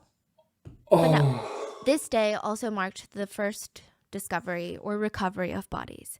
3 bodies were recovered by civilian divers, but mainstream media said all of it was due to Undyne. Undyne recovered these bodies, and that makes me so mad because these civilian divers gave up a lot to help. They're taking the credit. They were not part of the Navy or the Coast Guard. They were moms and dads, corporate employees, professional divers in other industries. They were stay-at-home parents.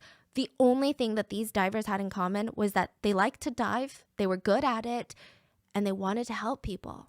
So they left their homes and their families to drive to this southern part of Korea to do the most important dive of their lives. Many of these civilian divers would end up permanently injured, paralyzed, traumatized, depressed, and some would even lose their lives because of this dive. Dude. They told each other, minimize shock when you're down there. Shock is no good for anyone. The divers all made a pact to not look the students in the eye. Because once you do that, you will never be the same, and it'll make it harder for you to go back down underwater. They talked about how it was the hardest thing. The ones that drowned, they would have to recover their bodies, right? So their families could put them to rest. But there was so much debris in the water because think about this big ship. There's so much things falling apart. Walls were collapsing and the hallways became narrower than your shoulder width. A lot of them had to squeeze through hallways. Bad weather delayed the use of a diving bell, so they had to use these super flimsy, flexible air hoses.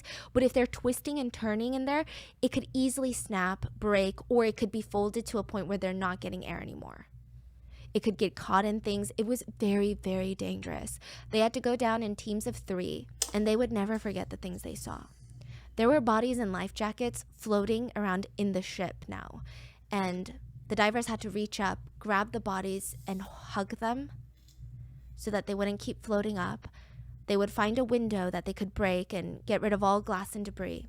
Then they would carefully push the body through the open window so that they could float to the surface. If a body was found without a life jacket, 2 divers. One diver would have to wrap their arms around this dead body, and the second diver would have to pull them through a rope to the surface. The divers said they found many of the students hugging each other, holding each other, or tied together. They said how hard it must have been for those kids. With the cold water rushing in and the darkness coming over them, I thought to myself, Why did I even offer to volunteer with this if I can't even save one life? Most of the students had broken fingers. They tried till their very last moment to break the doors or windows to escape, breaking their fingers in the process. After seeing this, a lot of divers would never be the same. Kim Sang-ol, one of the civilian divers, said he was at home when he watched the news and his diver buddies called him up and was like, "You need to get here now. We need to save some kids." So he drove hours from his house in Seoul to the southern coast. He spent 2 months away from his family, risking his life to squeeze into these small openings, these dangerous conditions, to find bodies. They worked in 3-hour shifts. He did it for 2 months? 2 months. 3 hours of rest, 3 hours of diving, 3 hours of rest. But like the other divers, he was having a hard time resting no matter how exhausted he was. The stress of the dives wrecked his body. The anxiety wrecked his body. Finding these water-bloated corpses of children, he said he could never get that image out of his mind and he had nightmares anytime he closed his eyes. He said we were touching each of these children with our bare hands as we brought them up. Even now, I can't hold my wife or children. I can't stand skin. In addition to the psychological trauma he suffered a shoulder injury that needed surgery. So while he was diving, a luggage compartment in the Sewol broke open and massive luggage tumbled straight onto his shoulder. He had to get surgery, and he says he drinks every day now. He just drinks because it's his medicine. In the end, his biggest regret isn't even volunteering. His biggest regret was getting there too late. He said, I couldn't even save one person. Many of the civilian volunteers, they all went through so much. So 43-year-old Kim Kwan-ong, he helped bring back 25 bodies. At one point, he lost consciousness during a dive, got swept away in the current, was saved, had to go to the ER for treatment. He stayed in the hospital for 3 days. The minute he got back out, he was back in the water.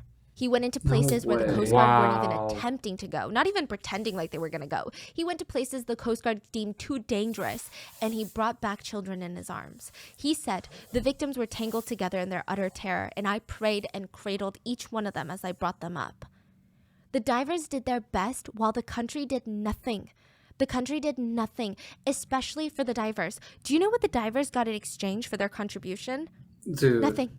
Okay, his only thing that he got, the only reason he did this was for the families of the victims, to give them closure and to do right by the children of the nation. But his body was wrecked. He cannot dive anymore. He has mounting hospital bills. He has paralysis in his left thigh. The government refused to deem the 39 injured civilian divers during the search operations as wounded by righteous causes, which would allow them to get health benefits and not have medical bills. In fact, the government actually turned their back on volunteer divers. They tried to charge a few of them for negligence when a diver died during a mission. They said, well, it's because of you other divers didn't check his equipment. But the Coast Guard was never held accountable. Divers That's crazy. To explain, I am Dude, not responsible for another. They better go over what happened. I am just volunteering to save bodies. The divers that all tried while the Coast Guard did nothing, they were being used and abused. In 2015, Kim testified about the trauma that he suffered from handling all the dead bodies during the rescue efforts. He said he cannot forget it. He will never forget it. And in 2017, he took his own life. His final text to his loved ones were, I'll see you in a better place in the next life. I'm sorry. So you're mad, I'm mad, okay? Let's all be mad at someone. And there's a whole lot of people to be mad at in this case. Cheonghaejin Ferry Company, the Coast Guard, the former president, and mainstream media. So let's talk about Cheonghaejin Company first. The ferry company, this is the connection to the last episode if you listen to it, and the ferry company's sick obsession with overloading the cargo on their ferries. So this particular ferry, this Sewol, had a capacity of holding 90 vehicles. On that day, there were 124 cars and 56 trucks. Wow. None of them were properly secured. Like None of them were even tied down. They were just driven onto the cargo port and just left on park. They also took in more cargo than allowed for that size of a boat. Their maximum cargo hold is 987 tons, but they took in 1,157 tons. Again, none of which was tied down. Do we know why the person at the beginning turned the boat so much? 15 degrees? Unclear to this day. We think it's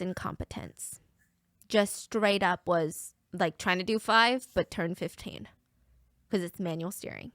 And I'll tell you why we think it's incompetence, because no one was trained. Like, none of the crews were trained. Oh, and side note, not all big boats are like that. Many big boats can turn at even higher degrees and be fine. But this specific boat, it was like a industry known thing between this company that this boat can only turn 5 degrees because it's unbalanced. It's not a universal boat thing. It's like this boat can only turn 5 degrees. Now, it's not good to do a lot of degrees of turns, but still, this is crazy. The boat starts leaning to the left, which causes all the cargo in all the cars to slam to the left, which starts leaking in tons of water. Now, remember the ballast water that I was talking about? We have some exact measurements here. Like I said, it serves a very important purpose. It keeps the center of gravity low. But there is another thing that it does. So it's actually compartmentalized the water. It's not just like one big water tub. It's like you have the left tub and the right tub, and I'm simplifying it. And then in between these two tubs, you have these pumps.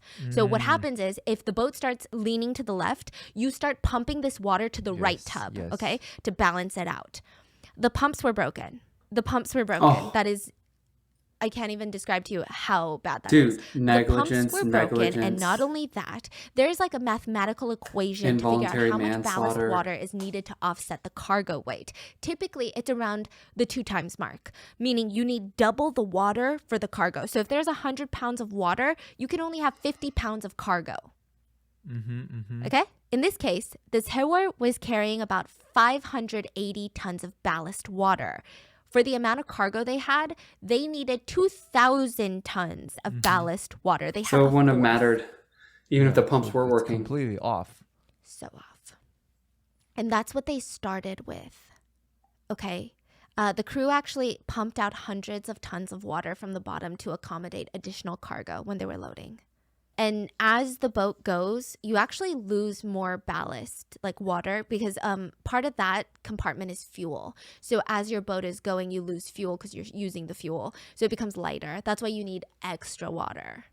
So let's work our way up the food chain. The first people at fault were the captain and the crew. Not all the crew, but many members of the crew. Crewmates were investigated for their abysmal handling of the evacuation, and one crewmate in particular was told verbatim by authorities, remember, to go tell everyone to put on a life jacket? Yeah, well, he didn't do it. He was just like, oh yeah, I told them, but he just walked around the deck and was like, okay, yeah. What's crazier is that all the crew members that were on the bridge with the captain, they all left with him. They were some of the first to be rescued. But that also meant nobody else was on the bridge anymore to keep open communication with rescue efforts. So them leaving the boat wasn't just bad that they were abandoning the boat, but there was no one to communicate with them on the boat. So all these Coast Guards are like, we're trying to talk to people on the boat, but like nobody's on the boat because you guys are all here. That's cool. A former U.S. Coast Guard investigator believes if those announcements of every passenger to stay in their cabin were not made, the passengers most likely, just human nature, would have gone to the deck to see what was going on. Then they would have become easily visible and more easily accessible to rescuers. Now, of course, it's heavily discussed and speculated how much of this announcement played a role in the deaths. Passenger Ku, a survivor, said that the passengers were trapped inside by windows that were very hard to break. He said he actually wanted to escape earlier, but those nonstop announcements kept telling him to stay put. He said the rescue was horrendous. We were all wearing life jackets. We all had time. If people had jumped into the water, they could have been rescued from the water. Another survivor said, the announcement told us to stay put, but the ship was already sinking. There were a lot of students who didn't get out of the ship in time because of those announcements. Okay, fine. So the captain and these crew members, minus a few of the hero crew members, they are horrendous, but how do they f up so majorly? Like, that doesn't even make sense. How do you even not have a loose plan on what to do in situations like this? That brings us to the company that owns the Sewol Ferry, Chongaejin Marine Company. Chongaejin Marine is like a different kind of evil, okay? This is in connection with our last episode. Chongaejin's company's biggest shareholders are owned by another company that is controlled by a billionaire church leader founder, Yoo Byung-eun's 2 sons. And in recent years, it was discovered that the Yoo family received a total of at least $3.82 million from the ferry company. They got paid out, like about $4 million from this ferry company. And you're like, okay, that's great, right? That means the ferry company is doing well. No, the ferry company was in financial ruins. The year before the sinking, they reported a loss of $800,000 that year. They were cutting down on spending because the bottom line wasn't making sense. And you know where they were cutting down on spending? It was not to give their shareholders money. It was in the training and safety department of employees and new hires. Prosecutors discovered that so much money was being funneled to the billionaire family, nothing was left for the actual company. Nothing was left to train the employees. The company was so starved of funds that they spent only $2 on the safety training for the Sewor's crew members. $2. You get hired, the company spends $2 to train you. And you know what that money was spent on? It was not in actual training. The $2 was spent to buy a fake paper certificate that said you are now qualified to be a crew member. You have done your safety courses. Life jackets, life rafts were left uninspected from the 90s. And the life jackets weren't even stored where they were supposed to be, which is on the upper decks or near evacuation points. They were stored in the passenger cabins. Crew members who worked for the company admitted in interviews they would have had no clue what to do in case of an emergency. They've never had an evacuation training or a drill. To put it in perspective how horrendous that is, the U.S. Coast Guard regulations require passenger vessels to hold an abandoned ship drill and fire drill every single week. And it's not even like a hee ha ha we did it moment. You have to lower a lifeboat onto the water and start the engine of that lifeboat. That is the full drill. So it's a full-scale drill. Clearly, the Sewol did not do this, and Korean Coast Guards never regulated or followed up to any of the drills or training. But that still doesn't explain why the ship sank. Well, we have the overloading of the cargo, we have the ballast water, but there's actually more. All of that is making the balance of this boat just unstable, okay? It's becoming more and more top-heavy. The center of the gravity is not good right now, but it was worse because Chung Hae-jin bought the Sewol Ferry from another company and modified it and added 2 more levels on top to accommodate passenger cabins, which would bring in more money for them, raising up the center of gravity even more, making it extra top heavy, which you don't want. They also underwent major renovations to create an art gallery where, you guessed it, they housed Mr. Yoo Byung-eun's art, or should I say Ahe's art, that he would sell to them at inflated prices. In the boat? In the boat. There was an art gallery with, also more weight was added because they added these marble slabs, thick marble slabs to showcase his work. And the company knew that what they were doing was dangerous. You can't even act like they were ignorant because it was discovered that between 2003 and 2011, Chung Hae-jin had 5 crashes prior to the sinking of the Sewol Ferry.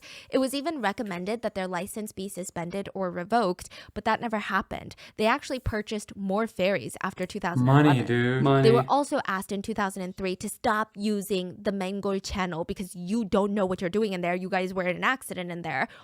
But they continued to use it because it shaves off a precious 7 miles on the trip to Jeju, which is 7 miles of fuel that they're saving on.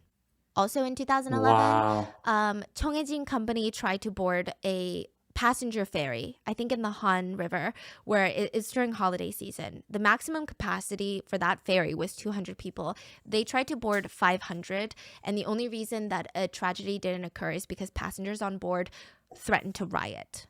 They're like, what the hell? No, you're not going to board that many people. This is insane. But that's how blatant they were in bending the rules and putting lives in danger. I did not know. Dock employees had even complained that anytime they helped load or unload the Sewol, it would just roll around in the water. Dude, I bet you there's so many getting away with it right now. Because of the complaints and the safety concerns. But that was vetoed by Mr. Billionaire Yoo Byung-eun himself. The executives instead started repeating the new mantra for the company, which was load as much cargo as possible. None of the cargo was ever chained or lashed down, meaning it would just smash around. The saddest part to all of this is that all the overloading of the Sewol, it brought in an extra $3 million. That is $10,000 for every passenger that died. That is it. $10,000 for a life. What's insane is that there's regulators for these things. You can't just start a maritime company and be like, okay, well, I'm going to do whatever I want on my boats. There's regulators. The Korean Register of Shipping was an agency that's responsible for these things. They never followed up or facilitated inspections. Thankfully, many of those inspectors and regulators are in prison. And so now, Thank God. you know, we know that Mr. Yu Byung-eun's children, the billionaire kids, if you guys have watched the last episode, they were also in prison, and Mr. Yu, the billionaire, was found suspiciously dead in his apricot orchard during the nationwide hunt for him immediately after this. Oh, that was the shit. time. Yes. Like right after this, everyone was like, what the hell is going on with Chonghae-jin? They're like, who owns Chonghae-jin? Oh, the major shareholder is this random company. Well, who owns that company? There was a manhunt. Now, it is speculated, and I think all these people should be in jail, by the way, but it is speculated that the manhunt for them was a very smart tactic for the President Park at the time, because she was putting a lot of heat on the family versus government response. She was saying, I mean, government response was bad, but like this is the reason it even sunk in the first place. Yeah, so the corruption and incompetence does not end there. What about the Coast Guard? I mean, I don't think I need to reiterate how badly they dropped the ball on this, but it was horrendous. Like, they should be ashamed to even wear uniform. Yeah.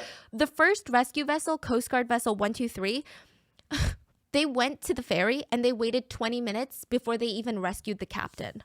Because they're like, well, we got here, but we don't know what to do. So they just sat around until someone was like, I guess you could send a small boat and try to rescue someone. Do you see anyone? They're like, yeah, we see some people on the deck. They're like, okay. It was also revealed that the Coast Guard not only refused to rescue people essentially, but they made it harder for civilians or other nations to help. So when civilians came and they're like, I'm going to try to rescue people, the Coast Guard was like inspecting their stuff, looking at their stuff. Like, I don't think you shouldn't do that. Where's your license? You have a fishing license, or were you out here illegally fishing? I'm trying to save people. I'm trying to do your job. They're like the parking ticket police, and people are dying. They also were so bad. Eventually, once it was She's so deemed good that at everyone telling was dead, stories. Yeah. the U.S. Navy and a lot of their professional divers were brought in to recover a lot of the bodies that were hard to find.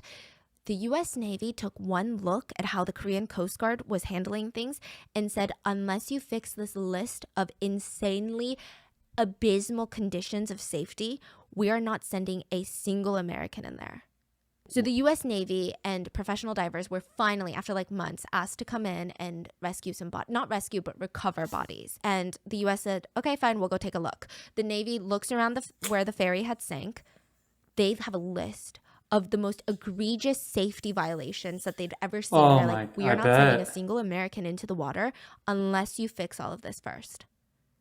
And the Korean Coast Guard was like, then I guess we'll just figure it out ourselves. They just refused to make it safe for anyone to dive. It was bizarre.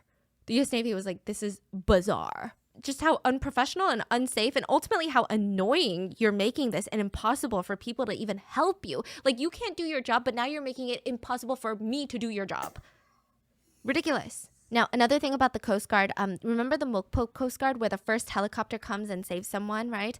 Well, another helicopter comes in to save people, and they don't really ever save people because he's just a helicopter driver. He actually asked the head chief of the Mokpo Coast Guard to like get in his helicopter so that they can save people. And the chief was like, oh, I'm really tired from last night's work, and I feel like the helicopter noise is going to give me a headache. So he just sent one of his officers who just circled around the ferry the whole time. And then once all of this starts getting leaked, you know what a lot of these entities do? They start deleting files, mass deleting files, and the Chindo authorities that were also involved, they actually went as far to delete all their CCTV footage from inside their government office building the day of the incident. No. So at first, only low-ranking officials and government officials were investigated and prosecuted. The families were enraged because, let's be real, in the hierarchical Korean society, you think this low-level intern is making the shots? Like, he's making the calls. He's like, no, we're not sending divers in. You think so? No, absolutely not. So they pushed and pushed, and in the end, President Park was facing so much heat, she announced a plan to break up and defund the Korean Coast Guard. She created a new department, but honestly, it's just a PR move. I'm sure most of the Coast Guard was moved to that new department. And the next president, President Moon, would just revive the Coast Guard in 2017. So nothing really changed. Many more arrests were made. More than 150 regulators, crew members, ship inspectors, and officials were indicted, including the captain of the Sewol Ferry. He was charged with murder. And he said, I bow my head, and I just thought if people were leaving the ferry without the proper equipment, they would drown or drift away in the water. So that's why he told them to stay put. Why the don't you stay put then? Yeah. Because he wasn't wearing a life vest. Honestly, when he was rescued. it is so murder. that He's a makes murderer. So 이런 지시를 받은 적이 있습니까? 기억이 없습니다. with that much guilt I don't and also remember. public hate and scrutiny and a criminal trial, I would rather have died on the boat. So I just think it's so fascinating Right, that some people have dude. such a strong Same. will to live that you would rather kill people to live. Nobody cared what he had to say. In the end, he was Students, found guilty hundreds of of murder and students. sentenced to life imprisonment. He was later acquitted and received 36 years in prison instead. What? Yeah. He was How saying, you acquit that? he was saying, okay, everyone is shifting, even in the criminal trials, this is crazy. Everyone is shifting blame. So he's shifting the blame and saying, yes, I shouldn't have left the boat. I shouldn't have given these orders. But ultimately, everybody died because the Coast Guard didn't rescue them. The Coast Guard is saying everybody died ultimately because they were told to stay in their cabins. So this is what they're doing. I know. This is what he looks so disgusted right now. This is what they're doing. wow. Wow. That Like is just for that, I crazy, think this he deserves backstory. another life Now I sentence. want to on top. listen to Like just the Spring Day. audacity of these things. So there were criminal charges levied against 399 people, including the imprisonment of 154 people. 6 survivors from Tanwon High School were subpoenaed for their testimony during the criminal proceedings, and they said, a ferry with about 300 passengers, most of them students, is sinking fast. But instead of staging full-out rescue efforts, the crew members are nowhere to be seen, and the Coast Guard is just watching from afar. 30 students lined up for the emergency exit. The rescue teams didn't arrive, so we started jumping into the water. But eventually, the water got too close, and the emergency exit was no longer available to open. We were waiting to jump. We saw the Coast Guard within arm's reach. They were on the other side of that emergency exit. And we were screaming at them that we're right here, but they just watched. Parents were understandably infuriated with all of this, with Holy all these shit. people and entities, but there was still the problem of the missing bodies. So by the summer of 2014, more rescue teams were sent in, and bodies, at first, there were more found, and of course, it was few and further in between. But at one point, a body was found in an area that the divers already claimed that they had searched multiple times. So let's say they said they searched room B on the 3rd floor. They said, we searched that like 10 times. And then a body was found by a rescue diver in room B on the 3rd floor. So of course it brings the question of competency of the recovery efforts yet again. Yep. Another body Yep. was found, a high school student in a bathroom that had allegedly already been searched 13 times according to official records. So what the hell is going on here? 13 times it showed that it was searched by Wow. the Coast Guard. The distrust was It's only obvious. growing stronger, and it's not just people, the divers that are losing the trust of the parents, but it's also the Coast Guard forensics teams. So the way that they would do it is these Coast Guard divers would dive into each room of each level and they would collect a water sample. They would bring this water sample up and then collect another water sample at the surface of the water. They would then test these water samples, and I guess there's certain bacteria or something in the water they're looking for that indicates there are human remains in that room. Oh, But if wow, it's a match yeah. to the surface water, that means that there is no They're corpse clear. in that area. So they said they've Wow. checked it 13 times. The bathroom water was tested 2 to 3 times. And each time it showed that it was the same and consistent as the surface water. A volunteer diver found the girl in the bathroom. It is heavily implied that these Coast Guard divers were lazy and just collected 2 samples from the surface of the water and said one was from the bathroom down in the boat, one was from the Dude. surface water. Oh, they're a match. There's no body in there. Probably for We're their doing own so safety. well. Nothing. I mean, nothing is going right. The authorities didn't get one thing right, and the dives were getting even more dangerous. And there are actually a lot of more deaths that are associated with this that are not including like the 300 on board. A Navy officer was injured and passed away. An Undine Marine named Mr. Lee passed away during a dive, which I know that we talked badly about Undine, but that's the company, not the employee's problem. He was actually diving when he just lost contact with everyone on surface. So his colleagues went into the Damn, water. dude. He was found dead. Yeah, his air supply cords were tangled and he was unconscious without his diving equipment on. It's not really clear what happened. An x-ray of his chest showed no irregularities, but a scan showed that his skull was filled with air. Now, a few weeks later, another civilian diver passed away. July of 2014, a helicopter from rescue operations crashed, killing all 5 officers on board and injuring a high school student. There was another death linked to the sinking that shocked a lot of people. The vice principal of Tanwon High School, Vice Principal Kang, He was found hanging from a tree near Chindo Island. So this is the island where all the parents had gathered, and it's said that he was the leader of this school trip. He was in charge of the kids' safety. He was rescued, but over 250 of his students were not. That gave me goosebumps. He wrote in his That's notes so... that he feels guilty and he wants to take responsibility for what happened. He wrote that the trip was his idea, and he cannot live That's without so knowing where sad. his students are. He wrote in the letter that he wonders if he could still be their teacher on the other side. In death. Wow. He asked his ashes to be scattered around where the ferry went down. Now, the sad part is, before his death, a lot of parents took their anger out on him, and so did a lot of Korean news media outlets, like a lot of adults. But when he passed, students and survivors alike, they went to his memorial in uniform and paid their respects and said, he was an ethics teacher. So I wonder if it was really hard for him. He was a good person. So I wonder if it was really hard for him. He was a good person and he really cared for students. I don't think anyone should be blaming him. Again, another instance where I feel like a child is sometimes more wise than an adult. After the memorial, the hearse carrying his body circled around the school one last time. He was survived by his wife and 3 children. At least 3 parents have taken their own lives after losing their children in the Sewol Ferry. One of the fathers took his life on the 1-year anniversary of the Sewol Ferry tragedy. Many families have completely disintegrated, divorced, fallen into addictions, financial distress. One mom said, you just have to cry when it's hard. There's no way around it. No one, nothing can console you or help you. When I miss my son, I go lie in his bed and I hug his pillows and I smell his smell and I cry. Many families have left their children's room exactly the way it is, not touching a single thing, almost as if these students are going to walk in through their door with their backpack. Most families hate spring. April is like the best season in South Korea. They hate it. One victim's mom said her husband, the victim's father, has these intense nightmares. And she said, my husband constantly has nightmares, kicking his leg, even grabbing me by the collar. And one night when I hugged him, he just let out these screams. And he cried like a baby. He just looked so lonely. Many siblings of victims fell to self-harm and depression.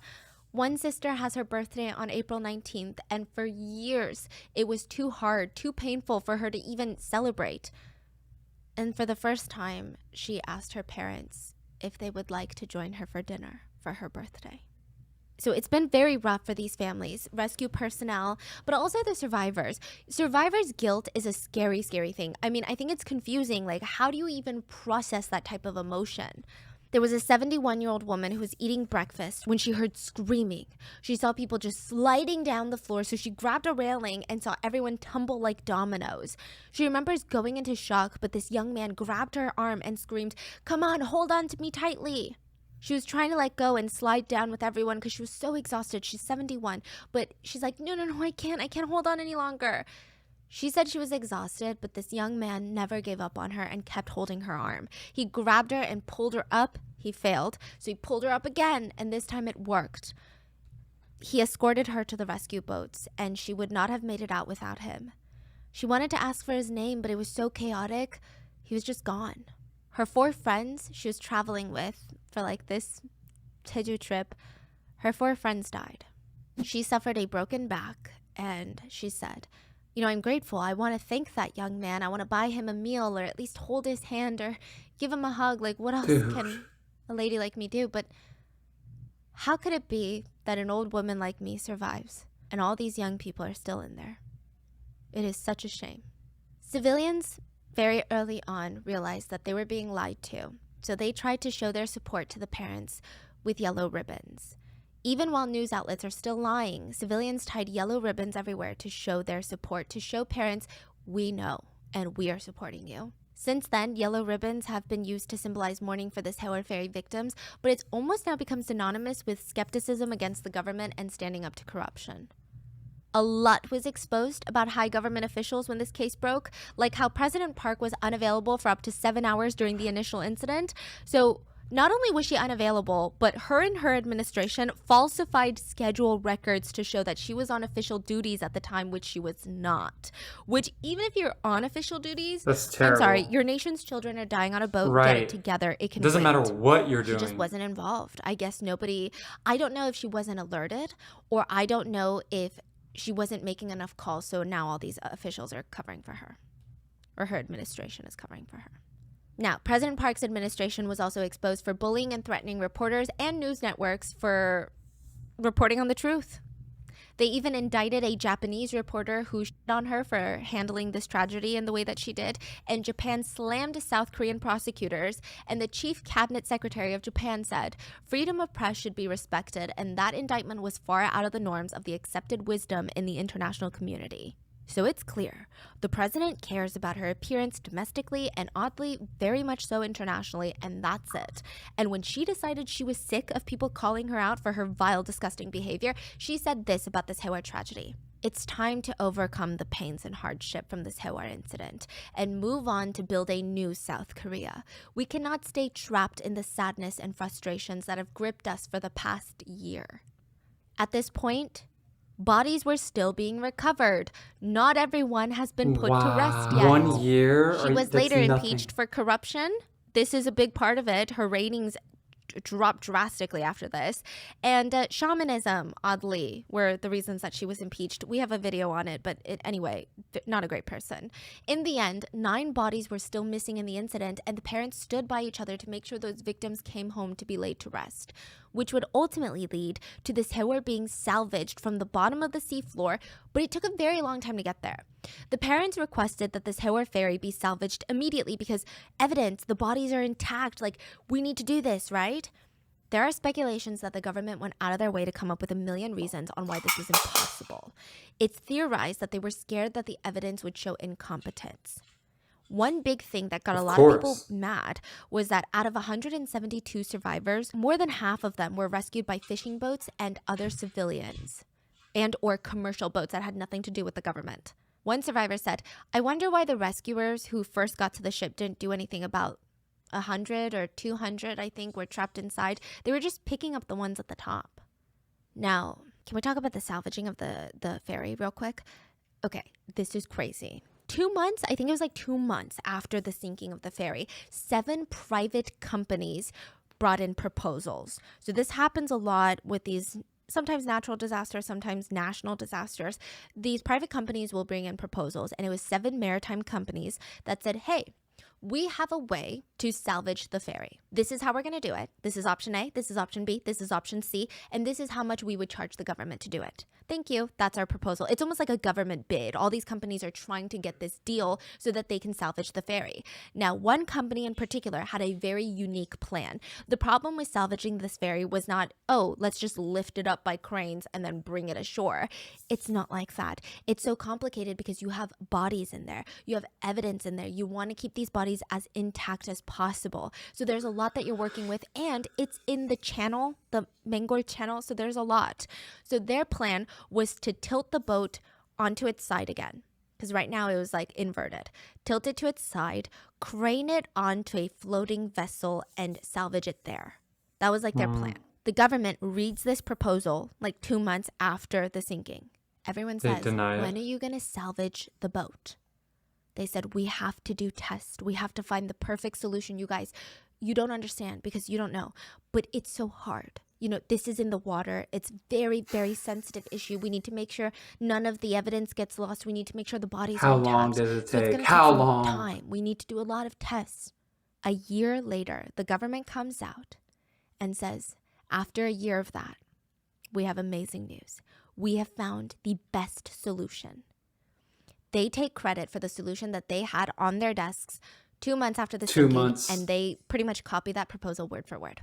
And that was exposed by Newstapa.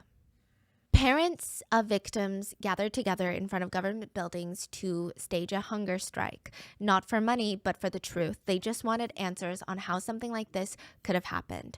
For months, the country mourned with them.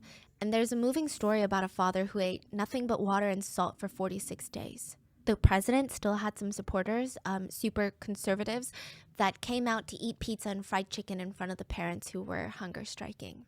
I don't know why Are you they kidding defended me? the president. Like, that's your mom or Dude, something. I don't would- know why anyone defends I'd go to any jail. politician, regardless of what their beliefs are, so vehemently. Like, I mean, it's crazy. One parent stated, "I don't need money, compensation, or trauma therapy. I just need the truth, please. That's all." And he formally bowed in front of lawmakers, begging for them to help. Families of victims even shaved their heads in public in a demonstration. They just wanted to put their family members to rest, and the government just kept asking, "So you want compensation? No, we want you to find our family members." Finally, the ferry was salvaged 3 years later. There were 9 missing passengers at that point, and only partial remains would be found in the salvaging. Many of the victims were put to rest 1,000 days after the tragedy. But by the end of October 2018, 5 people are still missing. 2 16-year-old students, a 57-year-old teacher, a 48-year-old father, and the 7-year-old boy, remember the older brother of the 6-year-old sister? They are still missing. The families of all the victims would receive approximately $177,000 for each victim lost, which is absolutely nothing. I mean, first of all, they didn't even want it in the first place, but it's absolutely nothing. 71 days after the Sewol sinking, survivors returned to school, and before the tragedy, the sophomore class of Tanwon had 325 students. Now there were 75 in that class. All Dude, I 75 couldn't were provided imagine. group therapy as part of the class time. 10 counselors were brought in to be readily available, and students at Tanwon said, "Every student here knows someone who has died or has gone missing." Like, just imagine the depth, like the web of trauma left behind. One student says, "Our school feels so empty now. It's not an environment where we can study. I wake up every morning hoping it's a lie, but it's not." And I will say that when tragedy does Jeez. strike, Korea is a nation that at least the civilians come together. The government, wow. But the civilians do come together in honor of the Sewol tragedy. All K-pop groups, every single one, stopped the release of all new music and promotions. The whole entertainment industry was at a standstill. Most industries in South Korea were at a standstill. There were no ads, no promotions for anything. And once the mourning period was over, BTS came back with a song called Spring Day, directly inspired by Sewol. The translated lyrics read, "I miss you even though I'm looking at your photo. Time is a cruel thing. I want to go to the other side of the earth holding your hand. How long do I have to wait? How many nights do I have to pass to see you, to meet you? Until spring day comes again, until the flowers bloom again. Please stay here a little longer." Another K-pop artist dedicated his concert to a fan that had purchased tickets to be there, but she passed on the Sewol Ferry. Shin Young-jae, a 4-man, finished and produced a song called "You Whom I Love," and the song was written by one of the teenagers that passed on the Sewol. His name is Lee Da-eun, and he wanted to be an artist one day. He plays the guitar, he writes his own lyrics, and his idol, his role model in life was Shin Young-jae. After the Sewol tragedy, his parents reached out, just not really expecting anything, but he finished the song and performed it in honor of all the victims. The lyrics translated are, "To you who has suffered so much, you went through a lot, right? I want to hold you in my arms, and right now I hope you're dreaming sweet dreams. But we're sleepless at night thinking of you. I wish you could relax, but just know that I will always be here with you, right next to you." Many artists and idols wore yellow ribbons during performances to honor the victims. But I will end the very long video with this.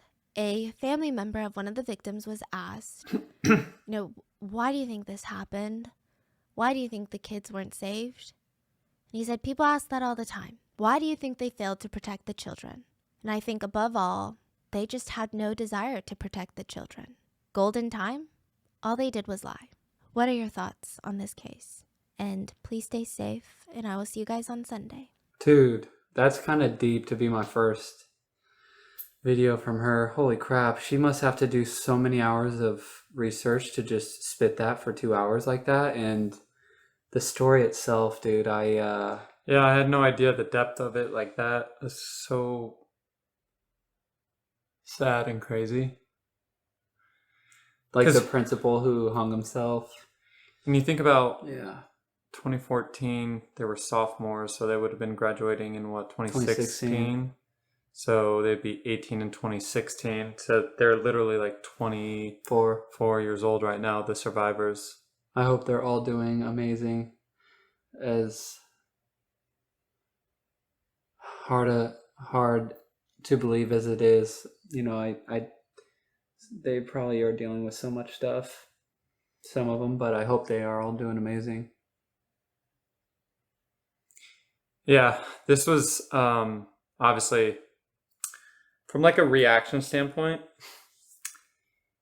this was a bit more melancholy, a bit more sad, but also very informative, I think, to know about things that took place and tragedy and carrying on like the legacy of the lives lost. Because the last thing like you would want is for them to be forgotten or this story to be forgotten. So I'm glad that we're able to react to this and it's very educational share this. too. Yeah, and hopefully reactors continue to react to this for the next 100 years so that the story like lives on. Yeah, it's so crazy. I still remember reacting to Spring Day. Yeah. And just like not knowing really anything but like, oh, it's a song about a ferry that sank and like kids drowned. I was like, oh, that's so tragic. But there's so much more to it. And I didn't realize like 300. Yeah. And all the pieces and the incompetence and how it could have been avoided. Maybe, and we would have never even needed Spring Day from BTS. Great, obviously it's an amazing song, but they would have got help from the US or I don't know, just so crazy how one decision. Yeah, dude, that's tough. Seeing the footage, I think, was like one of the hardest parts. Yeah. Well, dude, how parents will go in their kid's room and leave it as is and lay in their bed almost got me. Yeah, that's crazy, man. I can't imagine. Or the siblings, or the students, like, ugh. I appreciate anyone that watched this with us. I'm sure you guys most of you have probably already either watched this video or know about this tragedy. So we appreciate you watching with us as our first time kind of learning about this in depth. But I guess it's kind of no real way of, ending this on a high note, ending the reaction. But we do appreciate you guys, and yeah, the families, though 10 years ago now, we'll send good vibes and our thoughts. I'll be thinking about them for sure. Yeah. Cool. Well, we'll end there. This was an awesome experience in the sense of like, shout out to Rotten Mango, because she provided this and did a lot of work, and this was like a really great way of her like delivering this message with a lot of power and emotion. So I do look forward to continuing to like react to stuff from her. So let us know what else from her too, like if there is anything specific that you think we should be checking out as well. Let us know in the comments. I'm excited to see more from her. A lot of these titles that I'm reading on the side, I'm excited for. I'm kind of the Itaewon Halloween tragedy, because remember we were there. We were in Itaewon. That's where we went out. Oh yeah. Of course, that yeah. alley where like. And I love Itaewon Class. That's one of my favorite K-dramas of all time. Yeah. So like, but let us know. Or the 15-year-old student vanished in boarding school and found. That's all it says. But it's like, I'm intrigued by a lot of that stuff. Yeah. Found mysteriously dead 3 months later on campus. Yeah, that's crazy. But all right, you guys. We'll see you guys soon. Have a great one. Stay blessed. Yep. Thanks for the support. Of course. Yep. GVG. Peace.